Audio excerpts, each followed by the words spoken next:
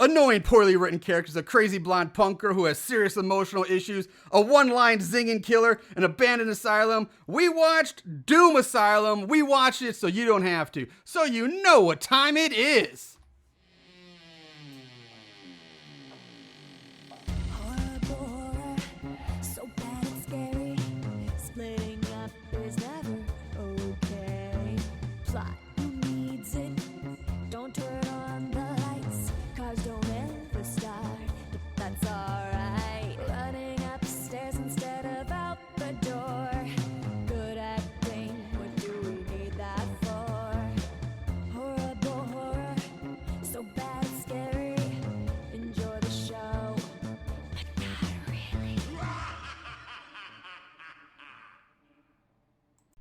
What's up, Moon Goons? Welcome to Horrible Horror, the podcast where we watch the worst of the worst in horror movies. Movies so bad they're scary. I'm your host, Mr. Marshall Hampton. With me, finally, he's come back to the studio. My co-host, Mr. Aaron Southworth, like I said, is back in studio if you didn't get that already. Aaron, how are you doing today? I'm doing pretty good, man. All right. I feel pretty happy back in studio. It's been almost exactly a year. I believe the last one we did in studio was Leprechaun in the Hood, and that was, I believe, March 16th. So it's been, or right around there, March 15th. It's been almost exactly a year, almost. Yeah. So I'm really happy. And one of the reasons I'm really happy is that I feel like I don't have to yell as much. I feel like when I was on Zoom, I was talking like super loud, trying to like make sure that I could be heard. It was all fucked up. It was a rough year, man. But, you know, things are looking up. Things are really looking up. I don't know about you, but I'm feeling very optimistic about 2021. Well, let's see how optimistic you are after we get through this week's movie. This week's movie was suggested to us by listener Anthony Sampson, so thank you for that. Any else out there, any Moon Goon listeners ever have, like I say, have suggestions for us that you think you can break us with or you want to torment us with? Or be nice about, because honestly, I mean, he's like, I thought you guys would have fun with this. He hit us. He's a newer listener. Hit us up on Instagram, so, you know, thanks a lot. Facebook, yeah. Facebook, Instagram, even Twitter. We have Twitter, but I won't lie, it's our least used Yeah, we don't check platform. it too often. I mean, I've gotten off Facebook, man. I've personally just taken a break. I check Facebook like once a week now. I'm really hardly ever. The only time I'm on is basically for update show stuff for the show, but my personal stuff, I'm not really on there anymore. I can't fucking stand it anymore. I'm so goddamn It's all over. Toxic. It's all terrible. It's just horrible. It's like awful. I just get angry at friends, you know, or like coworkers or people I used to work with. I'm like, you believe that? You son of a bitch, motherfucker! I'm like, why am I freaking out so much? And so I'm just getting angry. I'm sitting in my like living room, being like, fuck you. You know, my wife's like, what the hell's wrong with you? Like, God damn it. So yeah, I've taken a big break from Facebook. Yeah, so we have, but yeah, you can still reach us there. We still do it for the show. But we'll still check it for the show, of course. So if you have suggestions, keep them coming. We love getting them, and we do our best to get to each and every suggestion. And like our stuff. Follow us on Instagram and Facebook. Shameless plugs. All right, Doom Asylum is this week's movie. This was released in March of 1988, very late 80s one. Written by Richard Friedman, Rick Marks, and Steve Menken. Now, I didn't realize your friend wrote this movie. Didn't we have like an old friend named Steve Menken somewhere? Steve Menka. Menka. Shit. Okay. Yeah. I was like, wait a minute, this name sounds familiar. All right, wah, that fucked up. Close. But yeah, I mean, you didn't know Steve that well. I didn't know. I was like, that's right, you had more of a friend. Anyway, it was also directed by Richard Friedman, or Friedman, I should say, Richard Friedman. You can find this currently on Tubi and maybe Amazon, depending on where you live. Right now, it's currently unavailable in our area, but maybe your area, it might be for some weird reason. But it's on Tubi. So whenever it says that, does it mean like international? I have no idea. Because it's like, it's not available in my area. What the fuck does that mean? It's like, is this a local like video store? Yeah. It's like how is this being released? Yeah, you know? so it's all checked out on Amazon in your area right now. Yeah, no too many other people are streaming it. Right, I'm just like, to it. Fuck you. This is the 21st century. I should be able to watch Doom Asylum on fucking Amazon if I want to. Get on it, Bezos. Actually, I think Bezos is stepping down. He did, yeah. He took a break. Yeah. Oh well. Yeah. Fuck it. Who cares? He still has sway. Fuck it. All right. So the cast I'll mention a few people here, but not a whole lot. So first we have Judy and Kiki LaRue, played by Patty Mullen. She's playing two characters. This girl's only got 3 credits to her name, only 3, but she's probably most recognizable for this movie. Obviously, she's only got 3. This and her one other movie, Frankenhooker, where she was the lead. I guess she was Frankenhooker. Yeah. Have you seen that one? I have not seen it yet. I need to get around to watching it, but I haven't seen it. Dude, that's right in our wheelhouse. Then we have Tina, played by Ruth Collins. Now, Ruth Collins has 27 credits, including movies like Hellroller, Witch Academy, Sex Pot, Exquisite Corpses, Cemetery High, Galactic Gigolo. But I think her probably best credit that I saw has got to be that of lead dancer in the Beastie Boys' No Sleep Till Brooklyn music video. So there's her claim to fame. I'm trying to remember that video. I think it was just a live performance.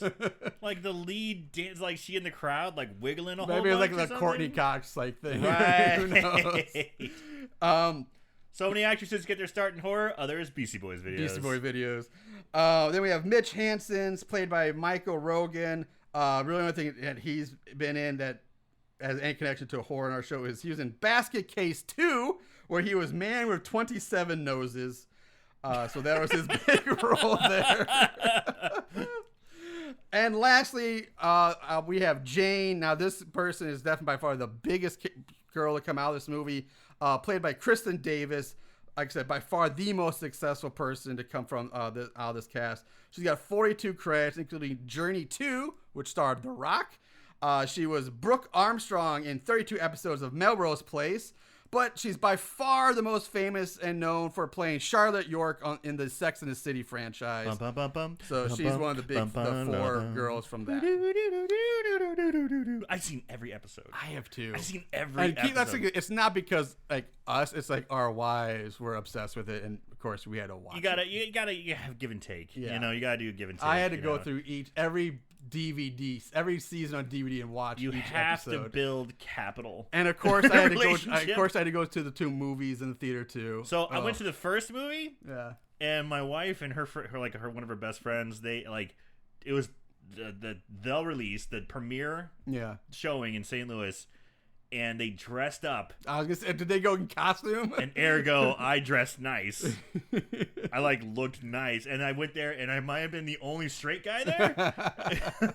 And dude, everyone dressed up. Everyone looked like fucking Star Wars for chicks, man. You go to the Star Wars movie dressed up in your nicest couture outfit or something like that. You know they're making a 3rd. I heard that and I heard they're making a spin-off series, which Kristen Davis is coming back as Charlotte York in. I think it's like their kids or something. I don't know. It's called, I saw the name of it. I can't remember what it was called. But there's they're continuing on with trying to milk that.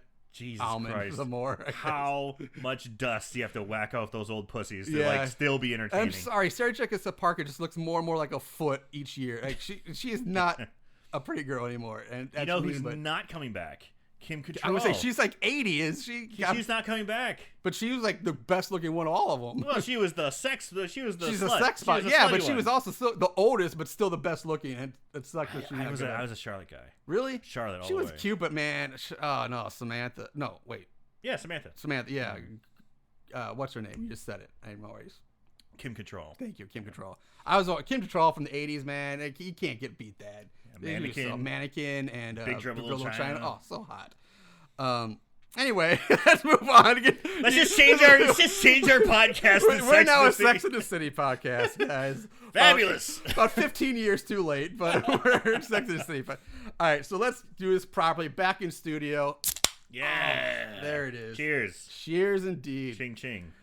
All right, so also really quick, mind you, we are socially distanced, however, a little bit. Yeah, we have a pretty long Justice League style table. Yeah. That I'm sitting completely at one end and he's on the other. But we're ready to rock and roll. Even if you were on a regular spot, we'd still be pretty social distancing. Yes, but we are officially over 6 feet apart. Probably. Oh yeah, most definitely. Yeah. All right, now let's finally get to Doom Asylum. All right, so we open with our main guy, Mitchell, and his blonde girlfriend, fuck buddy, because their relationship's never really officially... They're more than fuck buddies, man. Yeah, I don't know if they're not... I don't think they're married or anything. I think they're just... I don't know. There's something. Well, they're more than fuck buddies, because coming up, when they're driving along, they just keep talking about how much they love each other. Yeah, and but how much in love they are. you're right. I get that, but it's never established if they're actually a couple, if they're married, or if I always got the impression that she was married and she was banging the lawyer on the side, and they were gonna like run off together. Now that they just won this big case. Yeah. So anyway, so they're drinking and driving down the road, drinking champagne, talking about how the lawyer Mitch just and she's the client, and he just won her like some massive lawsuit that's like I think grant her like $5 million. Was that it? $5 million. And they're driving and listening to a shitty remake of The House of the Rising Sun. Yeah. And they're driving a convertible like, yeah, baby. Woo! And of course, so like I said, they're drinking, driving, and then they decide to start making out while driving. And of course, that doesn't lead to anything good. And all these bad decisions just lead them getting into a really bad-looking car crash because it's like, I don't even know what they hit. It's like they start swerving and just like run off the road. Like it was a big truck that was coming the other way, and it's a winding road. It's a road. It's a backcountry road. Is it a long winding road? Yes, yes, it is. And yeah, they crash, kaboom, into an oncoming truck. I didn't think they hit the truck. I think they swerved off the road. Well, motherfucker should have kept his eyes on the road. Yeah, but and kaboom, crash, and they've crashed, and now there's smoke and dust and Mitch is on the ground. He's like, yeah. They basically both die. They die. The funny thing is, like, the girl, like, her death in this is so, like, I just don't care. Like, are you kidding me? She's like, don't worry about me. You'll be fine. And then she dies. That's it. I'm like, are you kidding me? I actually like this part. Really? Yes, because he crawls over to her. He's in love. He's worried about her. Baby, he's fucked up too. He's on death's door. He crawls over to her. He grabs her hand, lifts it up, and it's broken off her body. Yeah. Somehow her hand gets completely severed at like mid forearm. Like, how does that even happen? Like, I don't know how that happens. But I gotta hand it to him. Oh, they did a pretty good job because she's like, "Don't worry about me." She's like, the doctors are coming. They're gonna. A little late on that one, but they're gonna fix me. Don't worry, Mitchie. They're gonna fix me. Oh, don't worry. I'm gonna be okay. And she dies. Yeah. And yeah, I was actually a little touched. Okay. But I did like when he grabbed the hand. He goes, ah! And throws it. Now we cut to a coroner's exam room where Mitchell is lying on the exam table. Standing over him is the coroner, who's like 80s cool, trying to be like Mr. He's like, he got sunglasses. He's eating a sandwich. Dude, what is it with coroners? Yes, thank you. All the time in these hokey horror They're movies. always eating. They're just like, look, I'm fucking stone cold. I'm eating a sandwich next to a corpse. Yeah, we've seen this so many times now. The coroner eating. So common. I'm surprised he didn't drop food on the body and just pick it up and eat it. It's like, right. Oh, look at that. Now, I don't know if that's ever been done, but I think if we ever make a short, we should do that. The coroner kind of looks like a poor man Steve Guttenberg. I kind of think he's I can see that. Yeah. And he's not ready to cut open Mitch and tells his assistant, like, hey, get the saws out. So at this point, the assistant notices that Mitch's fingers start twitching and tells the coroner that, hey, guy, I don't think this guy's dead. But the coroner doesn't fucking care. He just wants to cut him open and get the business done. So even after Mitch's eyes fucking open up and he raises an arm up, the coroner's like, yeah, he's still dead. Cut him open. Let's get this done. So it's not until Mitch sits up, gets off the table, that the coroner's like, oh shit, this dude's not dead. My bad. And he starts speaking. What happened to, what's her name? Yeah, Judy. Judy, where's Judy? Yeah. Judy! And the acting's just, it's so goddamn bad. Real bad. The coroner, the medical people are like the reactions they have to basically this dead guy who looks like a fucking zombie at this point. His face is basically gone. It's just like muscle tone and like tendons, shreds of skin. Shit, yeah. And he's of course, bleeding everywhere. And his hands are all like look like they've been through like put down a garbage disposal and turned on. Now coroners, they are doctors. Right. They have gone to medical school. Yeah. They know how to treat a patient. So I love his reaction. He's just like, oh shit. He's not like, holy shit, you're still alive. Okay, let's get this guy some help. No, he's like, they're just like, shit. oh wow, boy, was I wrong? Yeah. Oh shucky darn. There's no Attempts urgency. at medical attention. Nothing. Yeah. Nothing. So these two jabronis are just so chill about seeing this disfigured guy come back to life, and he starts talking to them. Like Aaron said, Mitch's face is a fucking mess. Now it's okay in this scene. It's not bad. The makeup effect. It's okay. Fresh looking. It's fresh looking. It's okay. Could be better, but also could be way worse. So it is what it is. I'll give him an A for effort. I'll give him a solid C+, B- for this at this point. Yeah. So Mitch wants to, like, say, where's Judy? And they're like, she's dead, man. And this sends Mitch into like a bloody rage, and he kills the assistant because he pulls out like a stick or like a metal shard from his neck that was like lodged in his neck or something, and he just stabs the assistant in the chest with it, killing him. And then Mitch pulls it out and uses the same thing to stab and kill the coroner. Scene's over. They're dead. And the coroner, as he's getting stabbed, goes, "It's always the lawyers who get you." Everybody that has some kind of like zinger or one line they say as they die or kill somebody. This is just But they're so shitty. They are terrible. They're so terrible. And the delivery, the line in themselves, the writing is bad. Yes. But then the delivery of them makes it even worse. Well, they don't even make sense. You know, it's like they're not even funny. No. Half the time it's like, oh, Doom Asylum? More like Doom Sanatorium. It's like, yeah, okay, I guess they could call it that. You know, it just doesn't make any sense. Right. It doesn't have any, it sucks. So we roll the opening credits. There are played over shots of the old asylum that's now all run down and covered in graffiti. The regular credits are fine, but the title card where it actually says Doom Asylum is so cheap and basic looking. It looks like it was done like Mario paint. I mean, it's terrible. Like, you would think like this is your name, you would Doom Asylum. It should be like the best. That's where you should make the most effort to get, and it's the worst looking kitty shit ever. I think Aaron wants to talk about the graffiti on the walls that we see all over this place. I will touch on that, but during that scene where they're going through the asylum and showing different things, did you notice any of the sound effects that were being used? They have weird sound effects. So one of the one, I cannot believe you didn't pick up on this. I probably wasn't paying not close attention, but go ahead. So there was a crying effect, a screaming effect, and it's all the same sound effects as the Witch in the Left 4 Dead series. Really? Yes. And I even double-checked it. I even looked it up. Yes. Huh. So it's a stock sound, obviously. But it's so... Left 4 Dead, there's no way that was even around yet. But it was so iconic. It was so iconic in Left 4 Dead because the witch character was such a scary character. Yeah. And she'd be like... that same exact cry is being used. And I remember I was just sitting there kind of drinking. I'm like... and I was like... Where's the witch? Where's... sobered me up. I'm like, oh, shit! Turn the flashlights off! Creep! But they have all the sound effects of the witch in that opening. I missed that completely. I missed that. That's cool. I didn't pick up on it. So we'll move on. Let's move on. So we after the credits roll, we cut 10 years later, and we meet our main cast of characters as they drive down the same stretch of road that Mitch and Judy were driving on where they were killed in the opening. Listen to the same damn music. In the convertible. It looks like the same goddamn car, actually. Shit, yeah. For a split second, I honestly thought, it's like, did the movie just start over again? Yeah. So we have Mike, the blonde jack guy who's driving. He's fucking annoying. Next to him is his girlfriend, the pretty blonde Kiki, who has a killer body. She's kind of annoying too.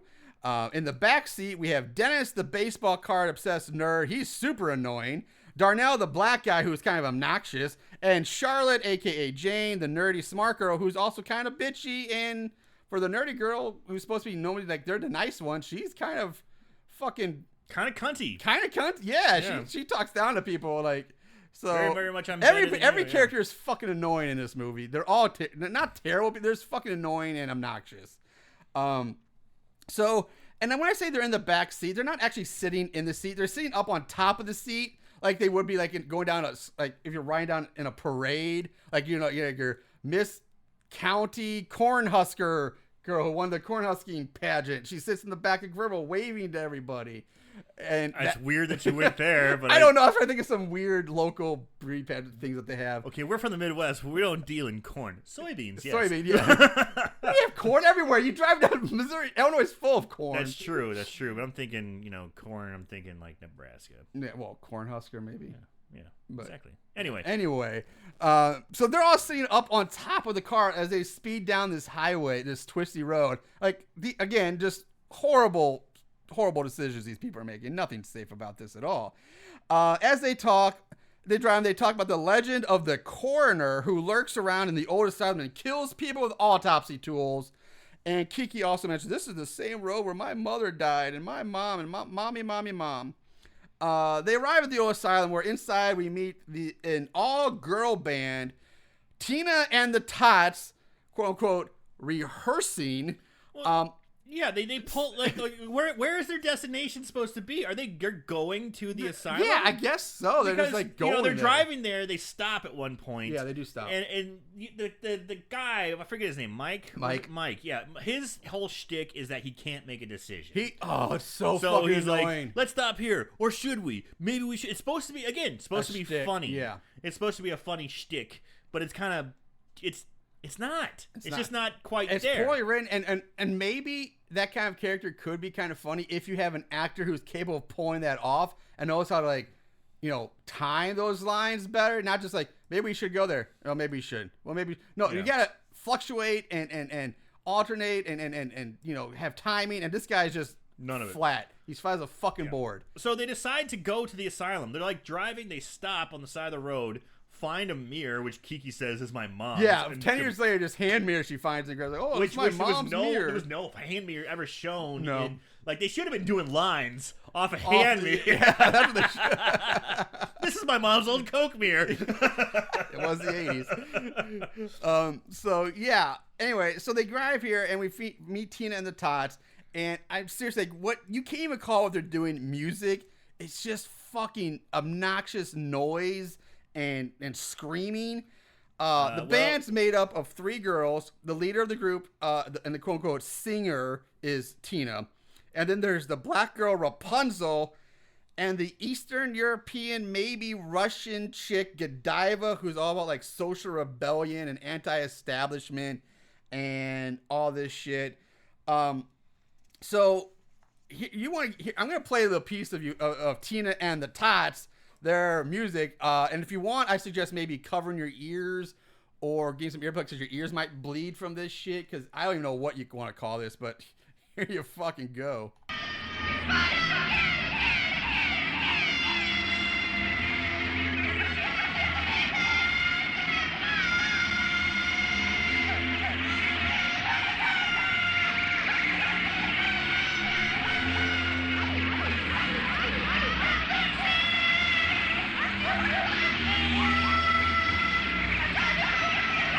Makes you want to dance, doesn't it? Dude, I've been to shows. I'm not kidding. And more than one. Oh god, this clip is 45 seconds long, but this scene goes on for another 2 minutes of just that noise.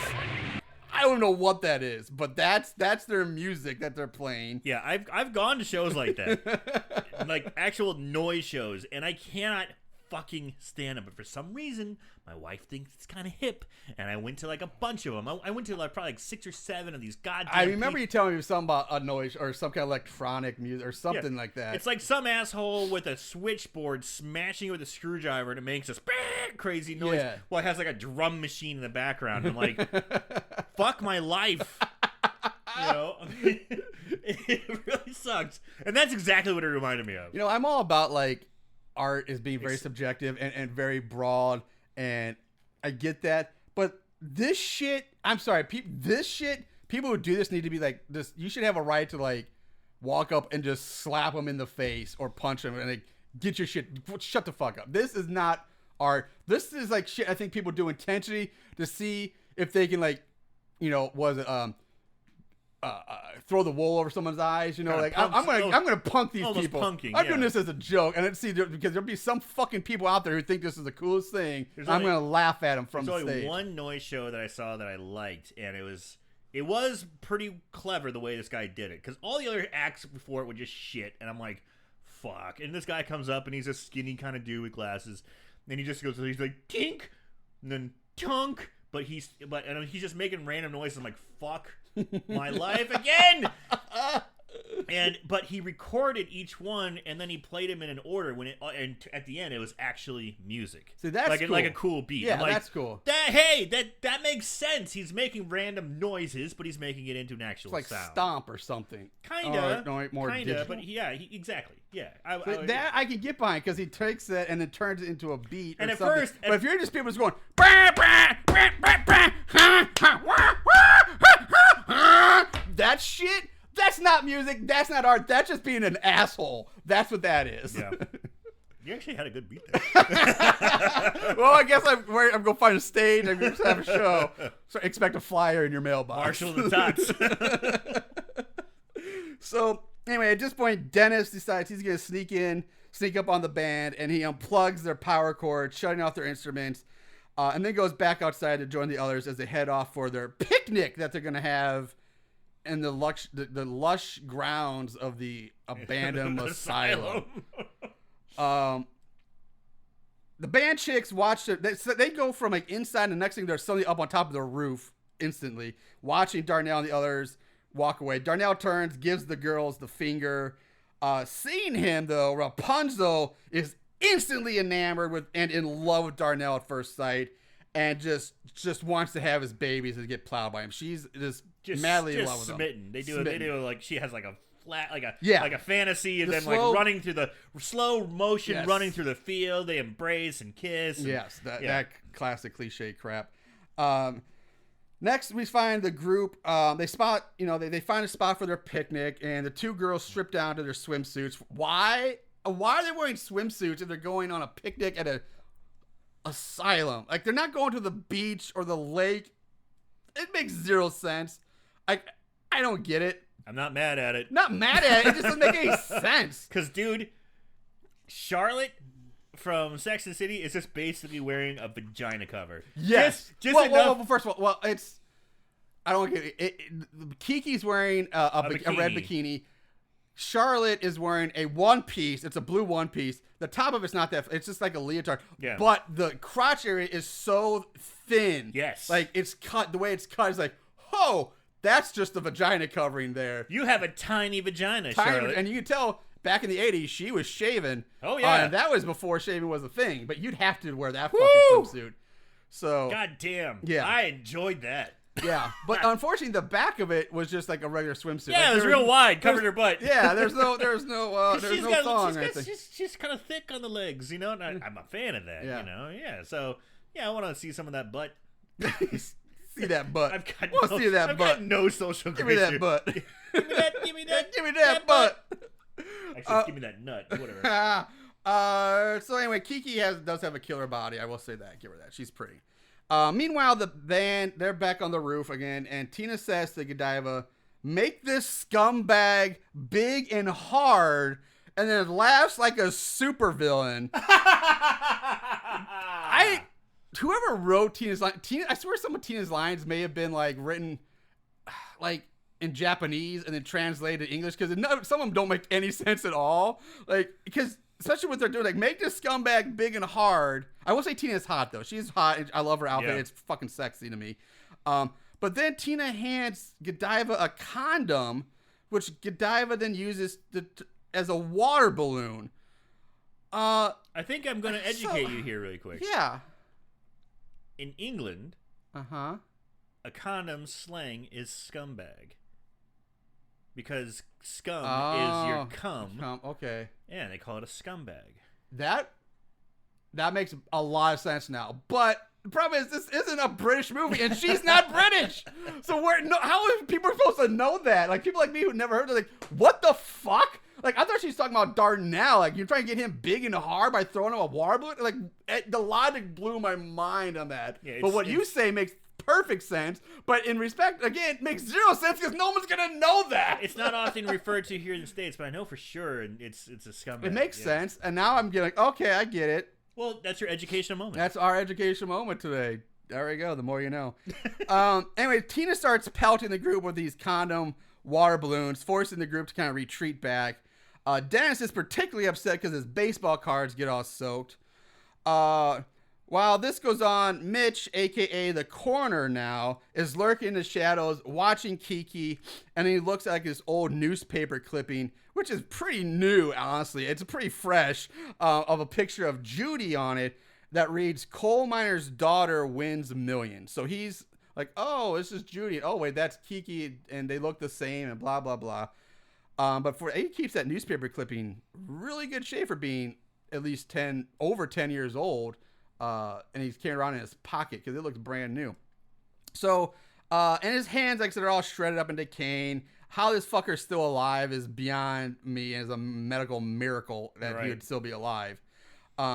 So Tina is now standing on the edge of the roof. Like there's like a little, like half, like, you know, a wall. How fucking dangerous was this scene? Again, it's the 80s, and no stunt people probably just, I want to stay on this roof that's easily 3 stories up. At least. And like I said, it's a little wall, maybe 2-3 feet tall, and she gets up on that wall ledge and just stands there, and she starts shouting down at the group, "Get lost, fuck brains! How'd you like our little balloons? Take these, motherfuckers!" And then, I don't know how this is supposed to be punishment or a taunt, but she then takes her bra off, her top, and flashes them her tits. Like that's supposed to be a bad thing? Because damn, they look some nice titties. It's some nice looking titties. Absolutely. Yeah, it was really strange. And dude, she reminds me of like a shitty anime villain. You know, like just the way she you know, like all the time. But I still love her. Yeah, like, still love her. I love her. Yes. And then Godiva chimes in saying, like, "Go back to the mall where you belong." And that's the scene. Mike, at this point, he wants to go get back at them. He's like, "All right, let's go get them." But Darnell's like, nope, I'll go get you guys stay here. I'll go because I've got nothing to lose. I have no hope, no dreams. And that, like, one chick is hot. So he wants to go get that Rapunzel pussy, too. Dude, I'm a little confused by Darnell. Yeah. I was, too, because the way he's dressed, I'm like, oh, is he gay? And I know it's the 80s, but he's very... There's a lot of effeminate, like, hand gestures and speak, and just these very, very effeminate, like, guy. But okay, I thought I was the only one that thought that, too, but you did. I was so convinced he was, like, you know, the cousin of Hollywood from Mannequin. They're dressed about the same without the sunglasses. Yeah. And I'm just like... Wait, he's pussy hungry? Like, big time, apparently, too.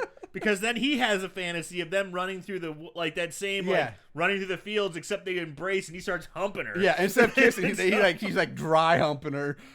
Which I loved. I did like that. I thought that was pretty funny. So, we also, at this point, need to mention, there's a scene where Kiki, like I said, she's still messed up about her mom and traumatized by this, apparently. Even though they do a really shitty job of expressing that and getting that across. Right. But for some reason, she decides to call her boyfriend Mike Mom. Like, from here on out in the message, she's like, "Mom, are you okay, Mom?" I'm like, that's fucking so weird. Dumb. Like, it's not funny. Like, Mike goes, "I know you lost your mom, and I can never be your mother. It's impossible. But I'd like to try." Yeah.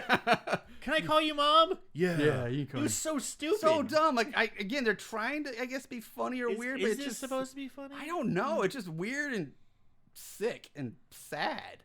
Like, if a girlfriend always start calling me Mom, I'd be like, okay, that's a red flag. Time to check out. Like, I'm out.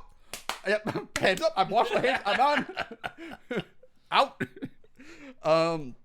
So she does have a good body, though. So maybe he's trying to hit it and quit it. Just like put up with it. It's like, all right, this guy hit it once, I'm out. You're a sucker for the dames. Any hot chick, you're like, well, I'll put up with being called Mom if I can get in them guts. No, honestly, that's a red flag, and you gotta get out. So anyway, Darnell heads into the asylum while the others continue to hang out outside. He starts wandering down the hallways looking for the girls. And while he walks, he starts hearing like this metal clanking sound, like clank, clank. And then, you know, hello, clank, clank. Who's there? Clank, clank, that type of thing.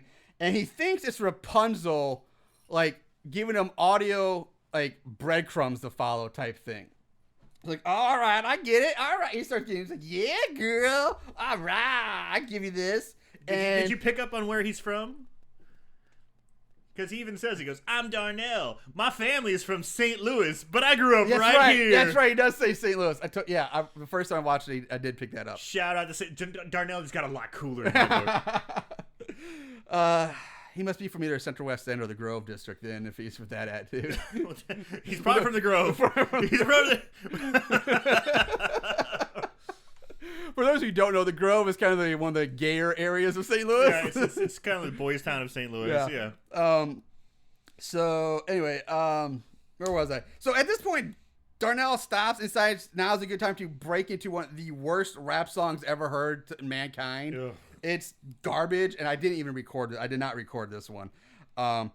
Luckily, it gets short because a giant pair of, I think, forceps or something comes through a broken window and a door behind him, and I clamp onto the sides of his head and start squeezing his head so hard that I guess it's supposed to crush his head and kill him, but it looks really shitty. It's really shitty. It's terrible. There's like no, it's nothing. Like it's the worst. And Darnell's dying words are, honey, all you had to do was say no, because he thinks it's Rapunzel killing him because she didn't like his rap or wasn't interested in dating him. It was murder worthy.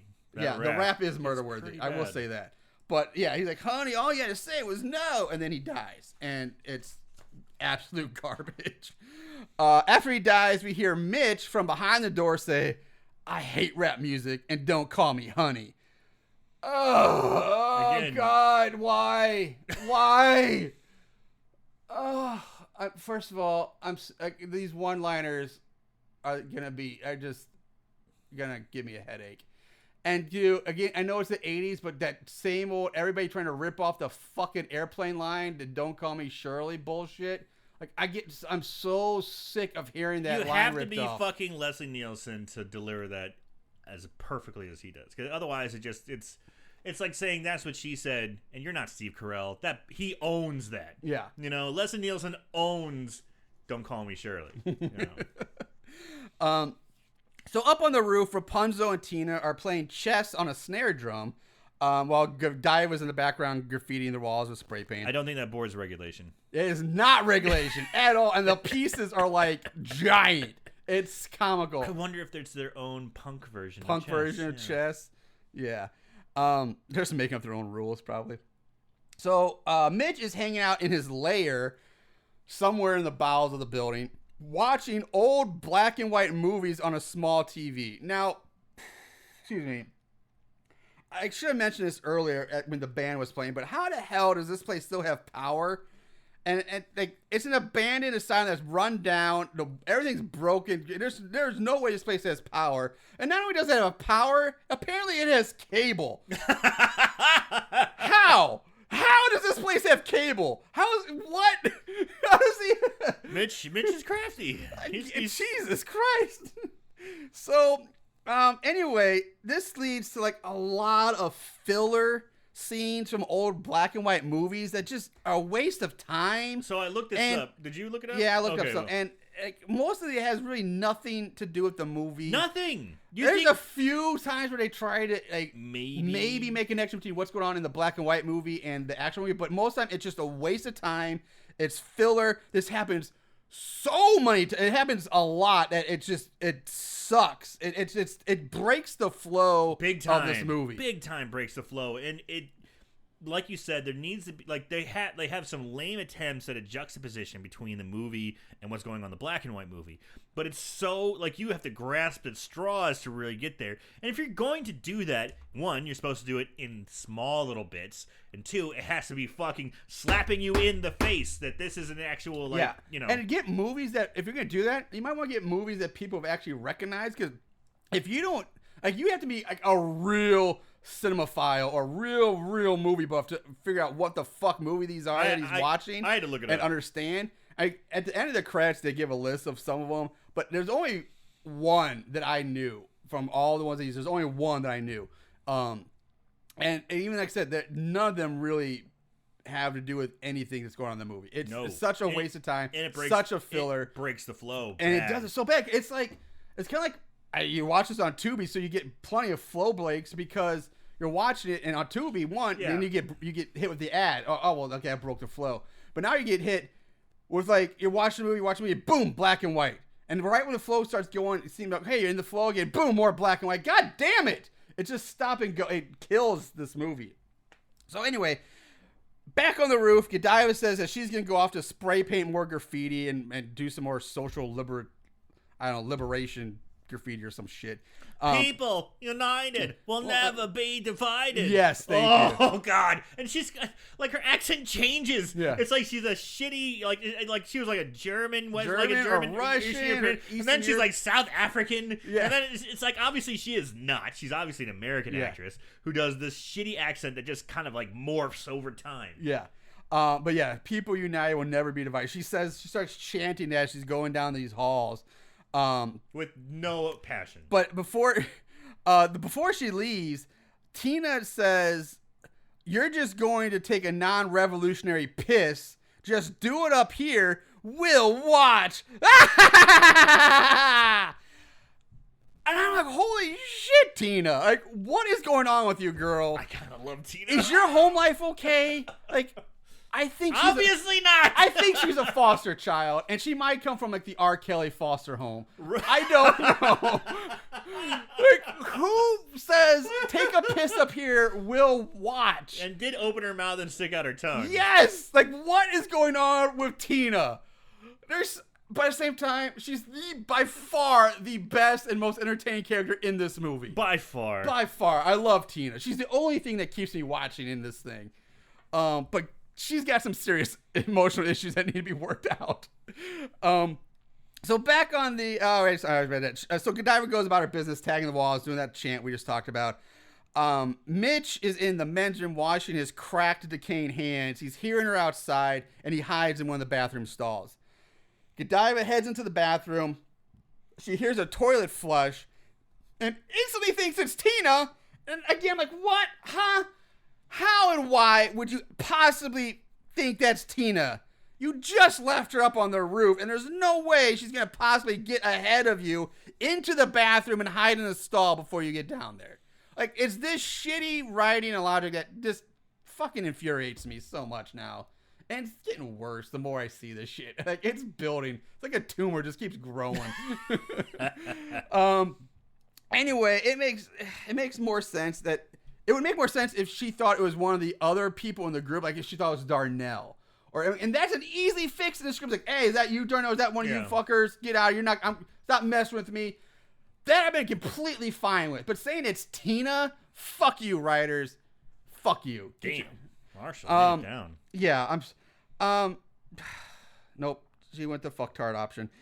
Anyway, Mitch leaps out at her from the stall, grabs her, starts choking her, lifts her up off the ground, and she's like, she's saying some stupid... She's saying some really dumb stuff, yeah.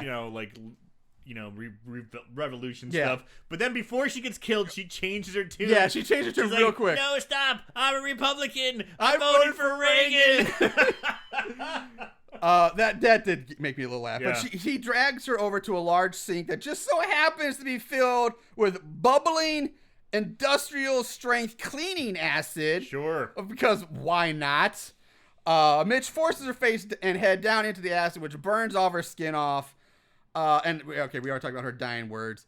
And he holds up her now melted skull, and it's not terrible looking. Look bad. It's not bad. Yeah. And then his one-liner is, I respect your decision to have your political beliefs, but I simply just do not agree. Yeah. Again, he's just stating a fact. Yeah, it's not funny. It's like I respect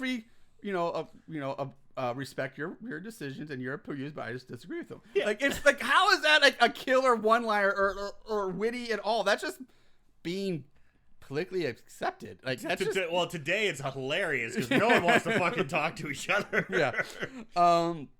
So yeah, I don't know what's going on there. We cut back outside to our other group, and Mike is starting to wonder where Darnell is. Charlotte's laying around reading Sigmund Freud's The Interpretation of Dreams, with her banging little bod. Yeah. Sorry, I'm a Charlotte guy. You were all about Charlotte, man. Jeez. Yeah. Dennis is still fritting over his wet baseball cards and freaking out about that. Mike then goes into a really annoying, indecisive back and forth about whether he should go look for Darnell or not. And like I said, we touched on it briefly, but God, it's fucking annoying. Because he can't make a decision, so he just keeps going back and forth, and it's just not funny. It's so poorly acted. It's not funny. It's annoying. I think you're right.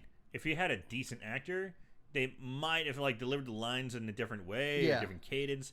It could have been possibly a good bit. Yeah. But this guy is real stiff. He's so stiff. He's just fucking stiff as fuck. Anyway, so Mike does finally decide to head into the asylum by himself to look for Darnell. More black and white filler footage. Again, it breaks the flow, adds nothing to it. Outside now, Dennis's Wade Boggs card gets blown away in a gust of wind, and he goes chasing after it. And this turns into the old dollar bill on a string gag. That's exactly what it is. Because you can literally see the fishing string pulling the baseball card through the scene as it's supposed to flutter in the wind. And he's calling it like it's an actual play in a baseball game. God, I wish I would have recorded that bit. And he mentions that it's fucking annoying. An inside the park home run. Yeah. And those are incredibly rare. I had to look it up. Wade Boggs never hit an inside the park home run. He did, however, fun little baseball history trivia, hit the very first ever recorded Tampa Bay Rays home run. Yes, when he got the expansion draft, got picked up by them, and he did hit their very first home run. Yes, that I did know. Good on Wade Boggs. But it's so annoying. His scene it's really annoying. I got more Wade Boggs trivia. All right. Okay. Wade Boggs was very, very, very good friends with Mr. Perfect, Kurt Hennig. Oh God, R.I.P. Kurt Hennig and Wade Boggs went hunting together out in the woods. And, they separated. They're like, hey, we'll meet back at camp. I think I've heard this story before. Wade Boggs wasn't paying attention, got tangled up in a barbed wire fence, and to the point where he was trapped. He couldn't get out, and he was bleeding. Mr. Perfect, Kurt Hennig, finally was looking for him and found him, took him out of the fencing, and carried him 3 miles back to the car, on his shoulders, carried him back and took him to the hospital and saved his life. Why? Because he's perfect. Perfect. He perfectly carried him out of that forest. He perfectly untangled him from the barbed wire. And I bet he perfectly drove. I said, I don't know what the fuck drove to the hospital. He drove from drove to the hospital. Wow. Everything was so perfect. Everything was so perfect. I am not Mr. Perfect. I am not. Mr. Perfect was awesome. I want to talk about Mr. Perfect now. I just don't want to go on. Let's talk about Mr. Perfect. When I was a kid, I hated him because he was such a good bad guy. And when you're a kid, that's what you hate the bad guys. They did it right. You love the good. You hate the bad guys. Fucking hated him. But at the same time, I was also scared of him when my favorite wrestler would go up against him because he was Mr. Perfect. And if they hit that perfect plex, it's over. Nobody ever got the perfect plex ever. It was death. I'm like, oh my God, not the perfect plex. And but the older I got and I actually started appreciating more, one of my all-time favorite in-ring performers. So good. Such a great character. And it's a fucking shame he was never heavyweight champion. A shame. He was one of the best intercontinental champions. Yeah, and that's when they said and he's one of the reasons him and Bret Hart, he got later, was the reason the intercontinental championship got laid with the wrestlers champion, yes. The performers, the workers, the best in the ring, they got that belt, while the more fan favorites got the heavy belt. You got the guy who sold the merchandise got the heavyweight title, but the guy who carried the work, but the guy who showed the fucking work ethic and the go factor. And could actually perform in the ring. Yes. Yeah, and he was one of the best all time. Absolutely. I loved Mr. Perfect so much. One of my all time favorites. I don't know how that got. I mean, it's so interesting how we looped in Doom Asylum to Mr. Perfect. But I like it. I like the journey. And that's really what life is about, right? The journey. Yeah, it's not the destination. It's about the journey. Yeah, it's about the journey. So where were we? Oh, Wade Boggs' card. That's where it was. So of course the wind is perfectly blows Dennis. I actually literally have perfectly in my notes. Nice. Too, Yeah, you so do. that works. Okay. Perfectly leads Dennis into the asylum. The car is blown up a set of stairs, which is, I think, impossible. But it goes up a set of stairs into the asylum. Dennis follows it in. As soon as Dennis enters the asylum, he gets assaulted by Mitch, instantly, who is now armed with a power drill and has a 10-inch drill bit attached to it. Dennis starts begging for his life by offering Mitch Boggs baseball cards. He's rattling off. Take this card, baseball player name. Take this card, baseball player name. One of them was Jack Clark. Was it? Yes. He was my favorite Cardinal as a kid. Jack Clark, first baseman for the Cardinals. Fuck Jack the Ripper. Yeah. Fuck yeah, man. Yeah. When we were in Ellis grade school, when we go outside in recess and everybody play baseball, and everybody's like, you know what? You and Matt, who you are. Almost every kid in St. Louis was like, I'm Ozzie Smith. I want to be Ozzie Smith. And I'm like, you can fight over Ozzie Smith because I'm Jack motherfucking. I didn't say motherfucking. I was like third grade. But like, I'm Jack Clark. I always went Jack Clark. Vince Coleman. Coleman. I was a Vince Coleman. You were a Vince Coleman guy? I was Jack Clark and Andy Van Slyke. I liked him a lot. Yeah. He was Pirates, though. No. For a short time, he was a Cardinal. He was. I loved him. The day I learned that Andy Van Slyke got traded to the Pirates, I literally cried in my driveway. Wow. That was my first time that I was exposed and became aware of trading players. I just like, once you're a Cardinal. You're a Cardinal. That's who you are. You don't go anywhere. And I realized that, like, oh my, how to get rid? And I cried in my driveway when I heard that. And I think I did it again when Jack Clark left. I remember in second grade, we had to write letters to like celebrities or something like that, or famous people. I wrote a letter to Jack Clark. And he was on the DL apparently because he was hurt. And I remember saying, I'm sorry to hear, and I didn't know how to spell for somebody I didn't know how to spell wound or no injury. I didn't know how to spell injury. I don't think you know how to spell injury now. Injury. Okay. I didn't know how to spell injury back then, so I said, I'm sorry you got wounded. Like he was a fucking like a war hero. Like sorry you got shot, played first base, or going around second. Like sorry you got wounded. Baseball's a tough sport. Tough sport back in the 80s, man. All right, anyway, let's move on. But yeah, Andre Dawson, Jack Clark were two of the names I recognize. recognized. I missed the names. And then I can't believe you didn't pick up on Jack Clark. I did watch this movie twice. I watched it twice too, but the second time I was kind of checked out. Plus, I'm watching like on my laptop, the volume turned down because my 4-year-old is like in the room, so I'm like, I'm trying to like sneak this in. So anyway, Mitch kills Dennis by drilling into Dennis's forehead with the drill. Blood sprays everywhere. It looks pretty good. This one actually looks much better than the other. It looks. The drill actually goes in. You can't really see the prosthetic. Yeah, it's a quality kill. It is solid. And as he dies, because he's yelling out baseball players, you have this person. He goes, his final words are Pete Rose, and then he dies, and then blood falls on the Pete Rose baseball card. It's funny because it is a Pete Rose baseball card. Yeah, it's a real card. It's Pete Rose. Topps cards, which I had those exact same those cards. Those were the best. Topps were the best. I remember those. That was like, I think that was the 86 run that had like the name of the team and the black border on top, and the rest of the card was white. They were fucking awesome. Mm-hmm. Those were my favorite goddamn baseball cards. I think those were the 86 runs. Yeah, I think you're right. right. And then the 87 ones were the ones that had like, I think the wood trim, which were like, but yeah. Remember Donruss? Yeah, Donruss and Topps. Those were the two big ones. Donruss wasn't bad either. They weren't bad. That was always second rate to me. It was always Topps first, then Donruss. But I still got some Donruss cards. Yeah. So yeah, he's dead. God, we're talking about a lot of other stuff. Because this movie. Anthony.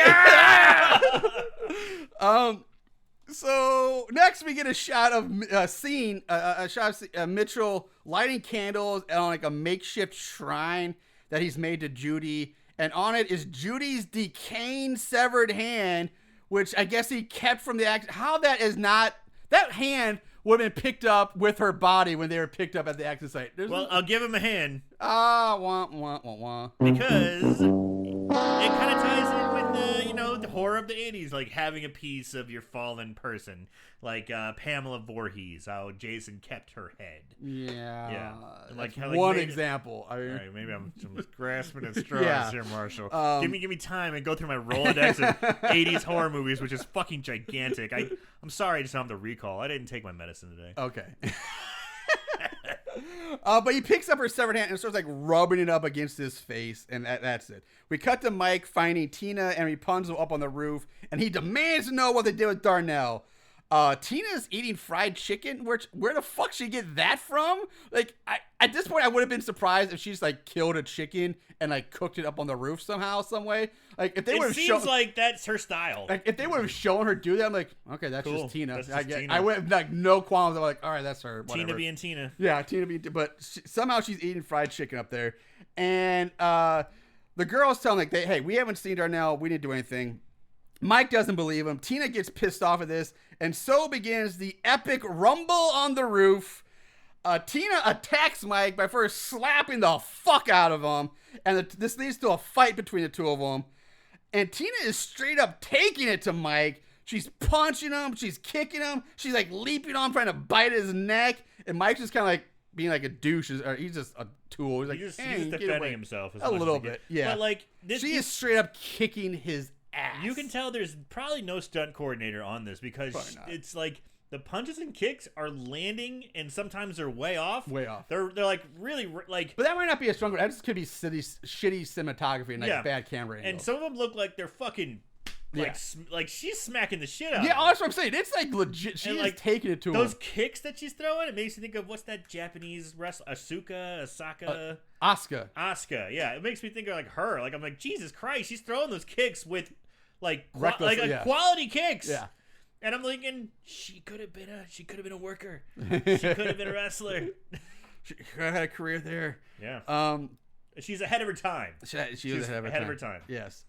She could have made her tag team with oh god, what was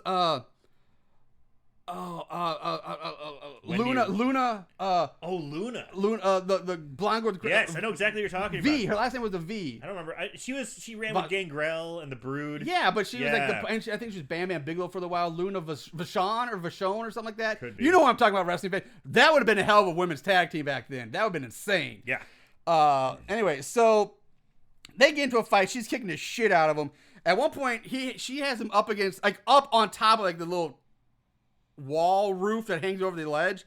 She's like, spreads and just wham, punch him right in the junk, just square on. It looked solid, dude. It made me kind of go, ooh, like I felt like get that little nudge. She's beating him up, gets him on that wall, and his leg. He's trying to like catch his balance, so his legs are apart, and she wham right in there. It's brutal. And this sends him over the top. She pushes him over. He gets incapacitated, and she pushes him. So basically, she's trying to murder him now. She is literally pushing him off the edge of the roof, and he's left there dangling 3 stories up, hanging by his hands on the roof. All while this fight is going on, Godiva, or is it Godiva? Rapunzel. Rapunzel is just fawning over Darnell. She's just having like wet daydreams about it. She's like, oh, he's so dreamy. Oh, I love him. I bet if does he have safe sex? I wonder if he's even had sex. Ooh. Oh, we're going to have such beautiful kids. Oh, Darnell. Below the waist, she's a lake. Yeah, she's... Jason could drown in that lake. At this point, her burning loins just can't take anymore, and she gets up and runs off in search of Darnell. As Tina just laughs about Mike hanging off the side of the building. Literally about to die. Meanwhile, Kiki and Charlotte see Mike hanging off the roof while Tina laughs in his face. And again, their reaction to seeing their friend and boyfriend in grave danger is so lackluster, and and even from Charlotte, who's actually the one who becomes a good actress out of this. This is her first movie, but it's just like, oh, is that Mike hanging off the roof about to die? Mike in a fight with that dyke up there? Yeah. They kept calling her a dyke. Yeah. So, and just like Kiki's still calling Mike mom. She's like, hey, Mom, hold on, Mom. We're coming for you, Mom. At this point, that gets Kiki and Charlotte to head into the asylum. And I don't know, they head in. All right, sorry, we need to take a quick break, and we'll be right back.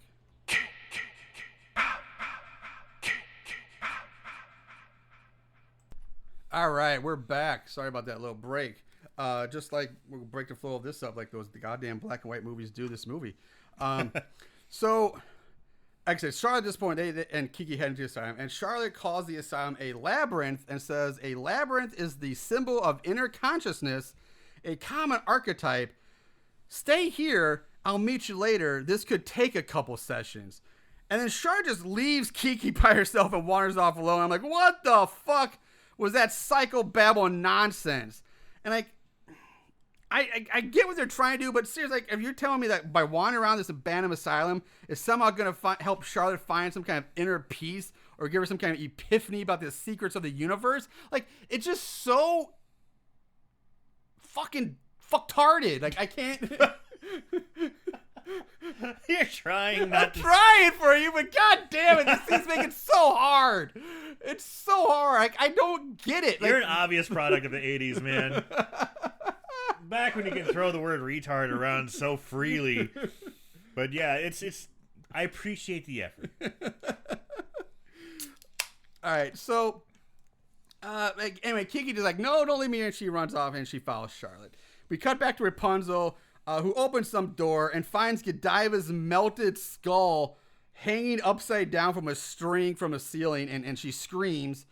Mike hears the screams and thinks it's Kiki, which then suddenly gives him like superhuman boost of strength and adrenaline, which then allows him to fling himself up and over the edge of the roof like he was Tina, like he was goddamn Spider-Man. I liked it. That was pretty funny. Yeah, so it's fucking weird. He just launches through the air. Yeah, like he shot of a cannon. Mitch again comes out from the bathroom stall and attacks Rapunzel. This time, this is fucking lame as hell. This is up there with the Darnell one. This is probably worse than the Darnell one.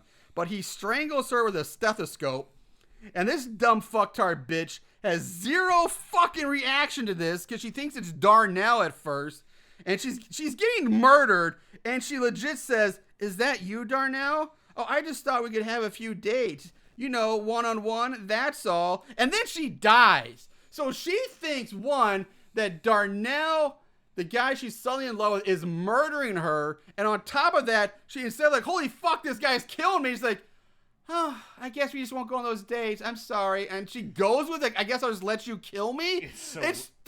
It's just weak. I'm sorry. It's retarded. I can't take it. It's fucking retarded. Ah! I can't. I just sit here and shake my head at you. I know. I'm sorry, but social justice warriors unite! Cancel Marshall Hampton! Oh, get your cancel culture out of here! Get that shit shoved up your ass. Tell me about it, dude. Dude, I'm so I'm a liberal guy. I fucking can't stand that shit. Drives me fucking crazy. So, by far the worst death scene in this movie. Yeah. It's garbage, and again, it's almost an instant. It's not quite an instant choke out, but it's pretty close to being instant choke. If it wasn't for her one line about, oh, you Darnell, I thought we were just going on a date, it would be an instant choke out. Damn, I can't even remember the movie we watched last week. Wasn't it Night of a Thousand Cats? Yes. The choke out, the instant choke out. Yes, with the scarf. Yes. I completely drew like. How can you forget that movie? That movie drank a lot this weekend. That movie's man. Amazing. I drank a lot this weekend. So now we cut to Mike running around looking for Kiki while Tina follows after him, and then we just go back to Charlotte and Kiki wandering around. Mike comes running up to them, thrilled that Kiki's all right. Kiki's like, Mike, I'm scared. Mommy, I'm scared. I want to leave. But the very next shot is of them, of the three of them going up more stairs instead of out the goddamn door. Like, are you kidding me? Like, you want to leave? Leave! There's literally nothing holding any of these people here. There's like no doors left on the building. All the windows are broken. Half the walls are crumbling. You could probably walk through them anyway. And they could just walk out anytime. Like, let's get out of here. All right, let's go upstairs again instead of leaving. It's fucking irritating. Didn't they say they were going to look for Darnell and baseball cards? Dennis. Yeah. The double D's. They did say. Yeah, but still, it's like if she you can say go out, fine. You go out. I'll find Darnell. You can leave. Wait for him by the car or something like that. I mean, just it's infuriating. Meanwhile, Tina's now alone and she's walking through the halls, like calling out for Rapunzel and Godiva. Rapunzel, Godiva, Rapunzel, Godiva. Yeah, that's it. Rapunzel. Godiva? I'm not kidding. That's exactly how it goes. Yep. We cut to Charlotte now telling Mike and Kiki to stay put while she goes off to find Tina and her bandmates to prove to them that it's them trying to scare them because they think they kidnapped Darnell and everything's fine. And it's like, or that's what Charlotte thinks. It's like, listen, I'm going to go find Tina. You guys stay here. I'll prove to you it's just them messing with us. There's nothing to worry about. So that's, again, lazy writing, an excuse to get Charlotte to go off by herself. So she doesn't get very far before bumping into Tina. Charlotte accuses Tina of messing with them and says that they just have, I kind of like this line, Charlotte says, "We have just as much right as you to trespass here." I'm like, okay, that's kind of funny. Fair enough. Yeah, fair enough. Tina tells Charlotte that her friends are missing too, but Charlotte pretty much just ignores Tina and like goes off on her again. She's like, "It's mass delusion in here." Yeah, thank you. Okay, let's bring that up for a second. And it's like for someone who's who apparently is the daughter of 2 psychologists and also someone who studies the mind as well, somehow makes the dramatic leap that this is mass hysteria, mass delusion, instead of just being a rational fucking human being and be like, "Oh shit, our friends are missing, her friends are missing. Something is amiss. Something's wrong. Let's join forces, search for people, or get the fuck out." Yes. But no, she jumps to just the crazy delusion that it's mass hysteria, mass delusion. Mass delusion. God damn it. Yeah, I have more of that coming up in a second here because that gets me too. So she immediately leaves Tina and goes through a door, and in this room she finds Mitch, who's like lounging around, is holding a power bone saw now. Yeah, he's like lounging in a Barca lounger without a. It's just a metal frame. Yeah, without the cushion. Yeah. Yeah, and in comes Charlotte in her tiny vagina. Yeah. And he's like, "Oh, time for me to get up." Yeah.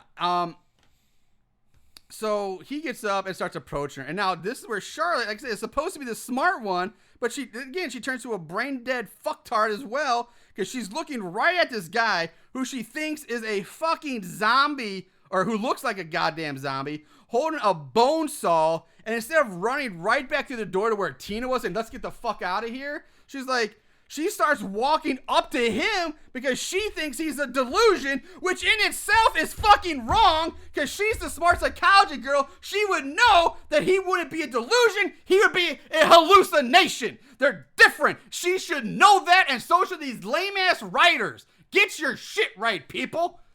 God damn it. Good rant. So anyway... Charlotte and her tiny vagina. Yes, starts to realize that he's not a hallucination and starts to try bargaining with him for her life, offering him discounts on therapy sessions, saying she knows some great Freudians, Jungians, and how about some nice shock treatment.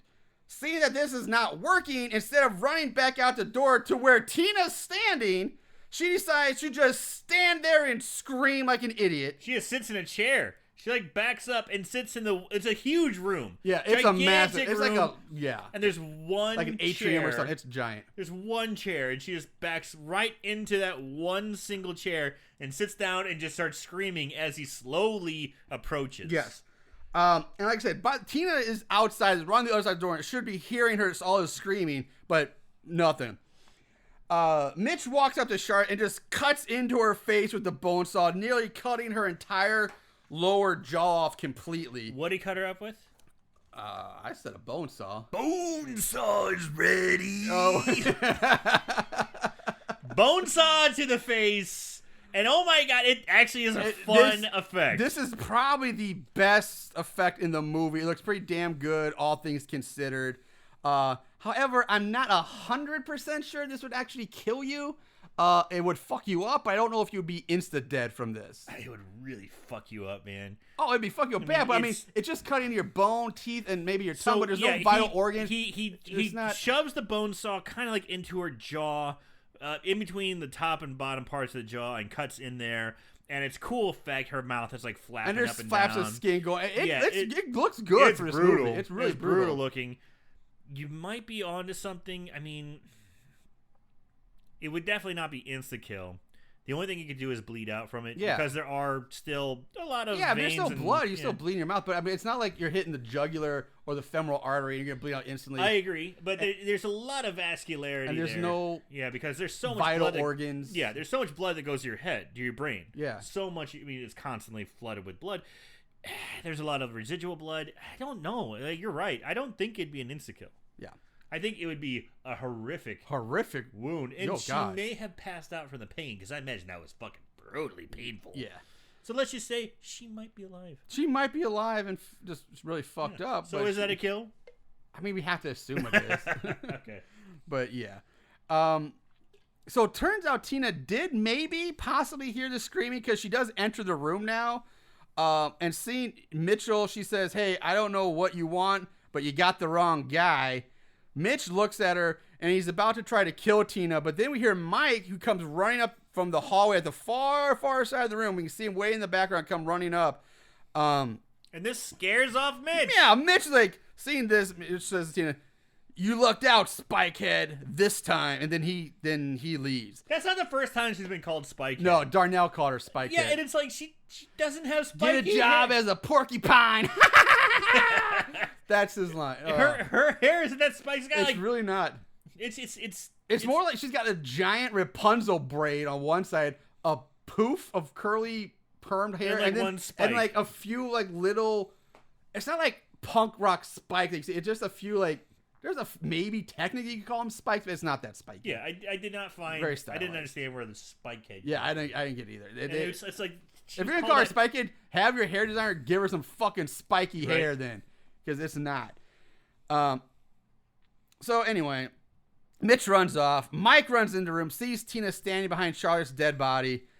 Mike calls Tina a sick fuck, thinking that she killed Charlotte. Tina tries to tell him that it wasn't her, that it was this other dude. But Mike isn't listening and says, "You're in big trouble, torpedo tits." Torpedo tits. Because she's wearing a semi kind of pointy bra like via Madonna. I loved it. I wanted to call her torpedo tits since the beginning of this fucking episode. But I didn't know if you had something like a good gag for torpedo tits. But fuck, that made me so happy. Torpedo tits. I felt so third grade. I fucking loved it. This ride is very third grade. Like this was like something. I swear, like you could have gotten these from a third grader. So now more screaming is heard somewhere else. Hearing this, Mike takes off running back the way he came, and he runs through the halls looking for Kiki. He finds her in the bathroom screaming because she's found Darnell's dead body in a tub. More black and white footage breaking up the flow again. Cut to Tina wandering around and calling out for her pals again. And I swear it's the exact same footage we saw earlier. It's like the same hallway. I think she looks in the same door and leans over on the same foot that we saw the first time. Godiva? Yeah. Rapunzel? Yeah. Until she comes to a room and finds Rapunzel dead in a tub with Godiva's severed melted head hanging from the string still. Tina gasps and then she vomits. And then we just cut to Mike and Kiki in the Asylum chapel praying. Sure. Instead of getting the fuck out of there, they're praying. Let's take some time to pray. Let's say a little prayer. What? By this time, I'm hammered. And I've watched this movie twice, and each time I'm fucking hammered. And I'm just trying to make sense of what's happening, and I can't. Yeah, I don't understand this at all. And then we see shots of Mitch lurking about, spying on Mike and Kiki as they pray in the chapel. Let's talk about him lurking. Yeah. As he lurks, it's the same music over and over and over and over again. He goes, yeah, same heavy, deep breathing crap. Same music. There's some other weird sound effects. Like they throw some weird shit in here because for some reason, every now and then they throw in like coyotes howling. Like where's that come from? Why? What? Is this like a werewolf movie now? Why is there like coyotes howling? I know they're not wolves, but it's God damn it. And when they were outside doing their picnic outside the sanatorium, it was like jungle, like crazy, like jungle sounds. Are they trying to be like tropical birds? Yeah, like are they trying to like be funny? And, I think they are. I think they are. Because this movie, I'm gonna try to remember getting this at the end, but goddamn, the movie doesn't. Pick a lane. Yes, it's like it's swerving between the two, or trying to Ryan between the two lanes. Like, if you're gonna go campy slapstick, go full bore slappy campstick. If you're trying to be serious, go serious, because it's not doing either one well at all, and it's making the whole thing a fucking mess. It's just anyway. I'll try to come back to that later if I remember. So Kiki ends her prayer. This made me laugh too because it's fucking dumb. Ends her prayer saying, "God, if you get me through this, I'll give you anything I want. Money, sex, a charge card at Bloomie's." What? So now you're propositioning God with sex? And a card to Bloomingdale. Yeah, Bloomingdale. Like, here's a credit card and some. You're turning God into like Pretty Woman and a prostitute. What? What the fuck? Like, who does that? Who thinks? I'm just hearing Roy Orbison in the background right now as God is like sinking into the tub, like with headphones on, like. He goes into Big Show. Like, you just made the biggest mistake of your life. Huge. Shit, we're showing our cards a lot today, aren't we? Sex and the City fans. And then Tina gonna do the gag like the necklace box. God's gonna reach for next. She's gonna slap her. God's gonna laugh like a little schoolgirl. Jesus Christ. All right, so Mitch pulls out a bottle of something from his doctor's bag and then fills a large syringe with the liquid from the bottle. And that's it. We don't know what's in there. I hate that. And it's a giant, comically big bottle for the bag he pulls out of. It's like another gag or something. Maybe it's supposed to be a gag. I don't know, but that's the scene. We jump to Tina, who rips a pipe or a pole or something off a wall to use as a weapon, which is the smartest thing anyone has ever done in this movie so far. Then we go right back to Mike and Kiki wandering around some more. And again, I guess this is where I go on the rant is why the fuck is them just left yet? Because like I said, the windows are all broken. I've already getting this rant, but this is where I wrote in my notes because like, God, there's literally nothing keeping them here. No doors are locked.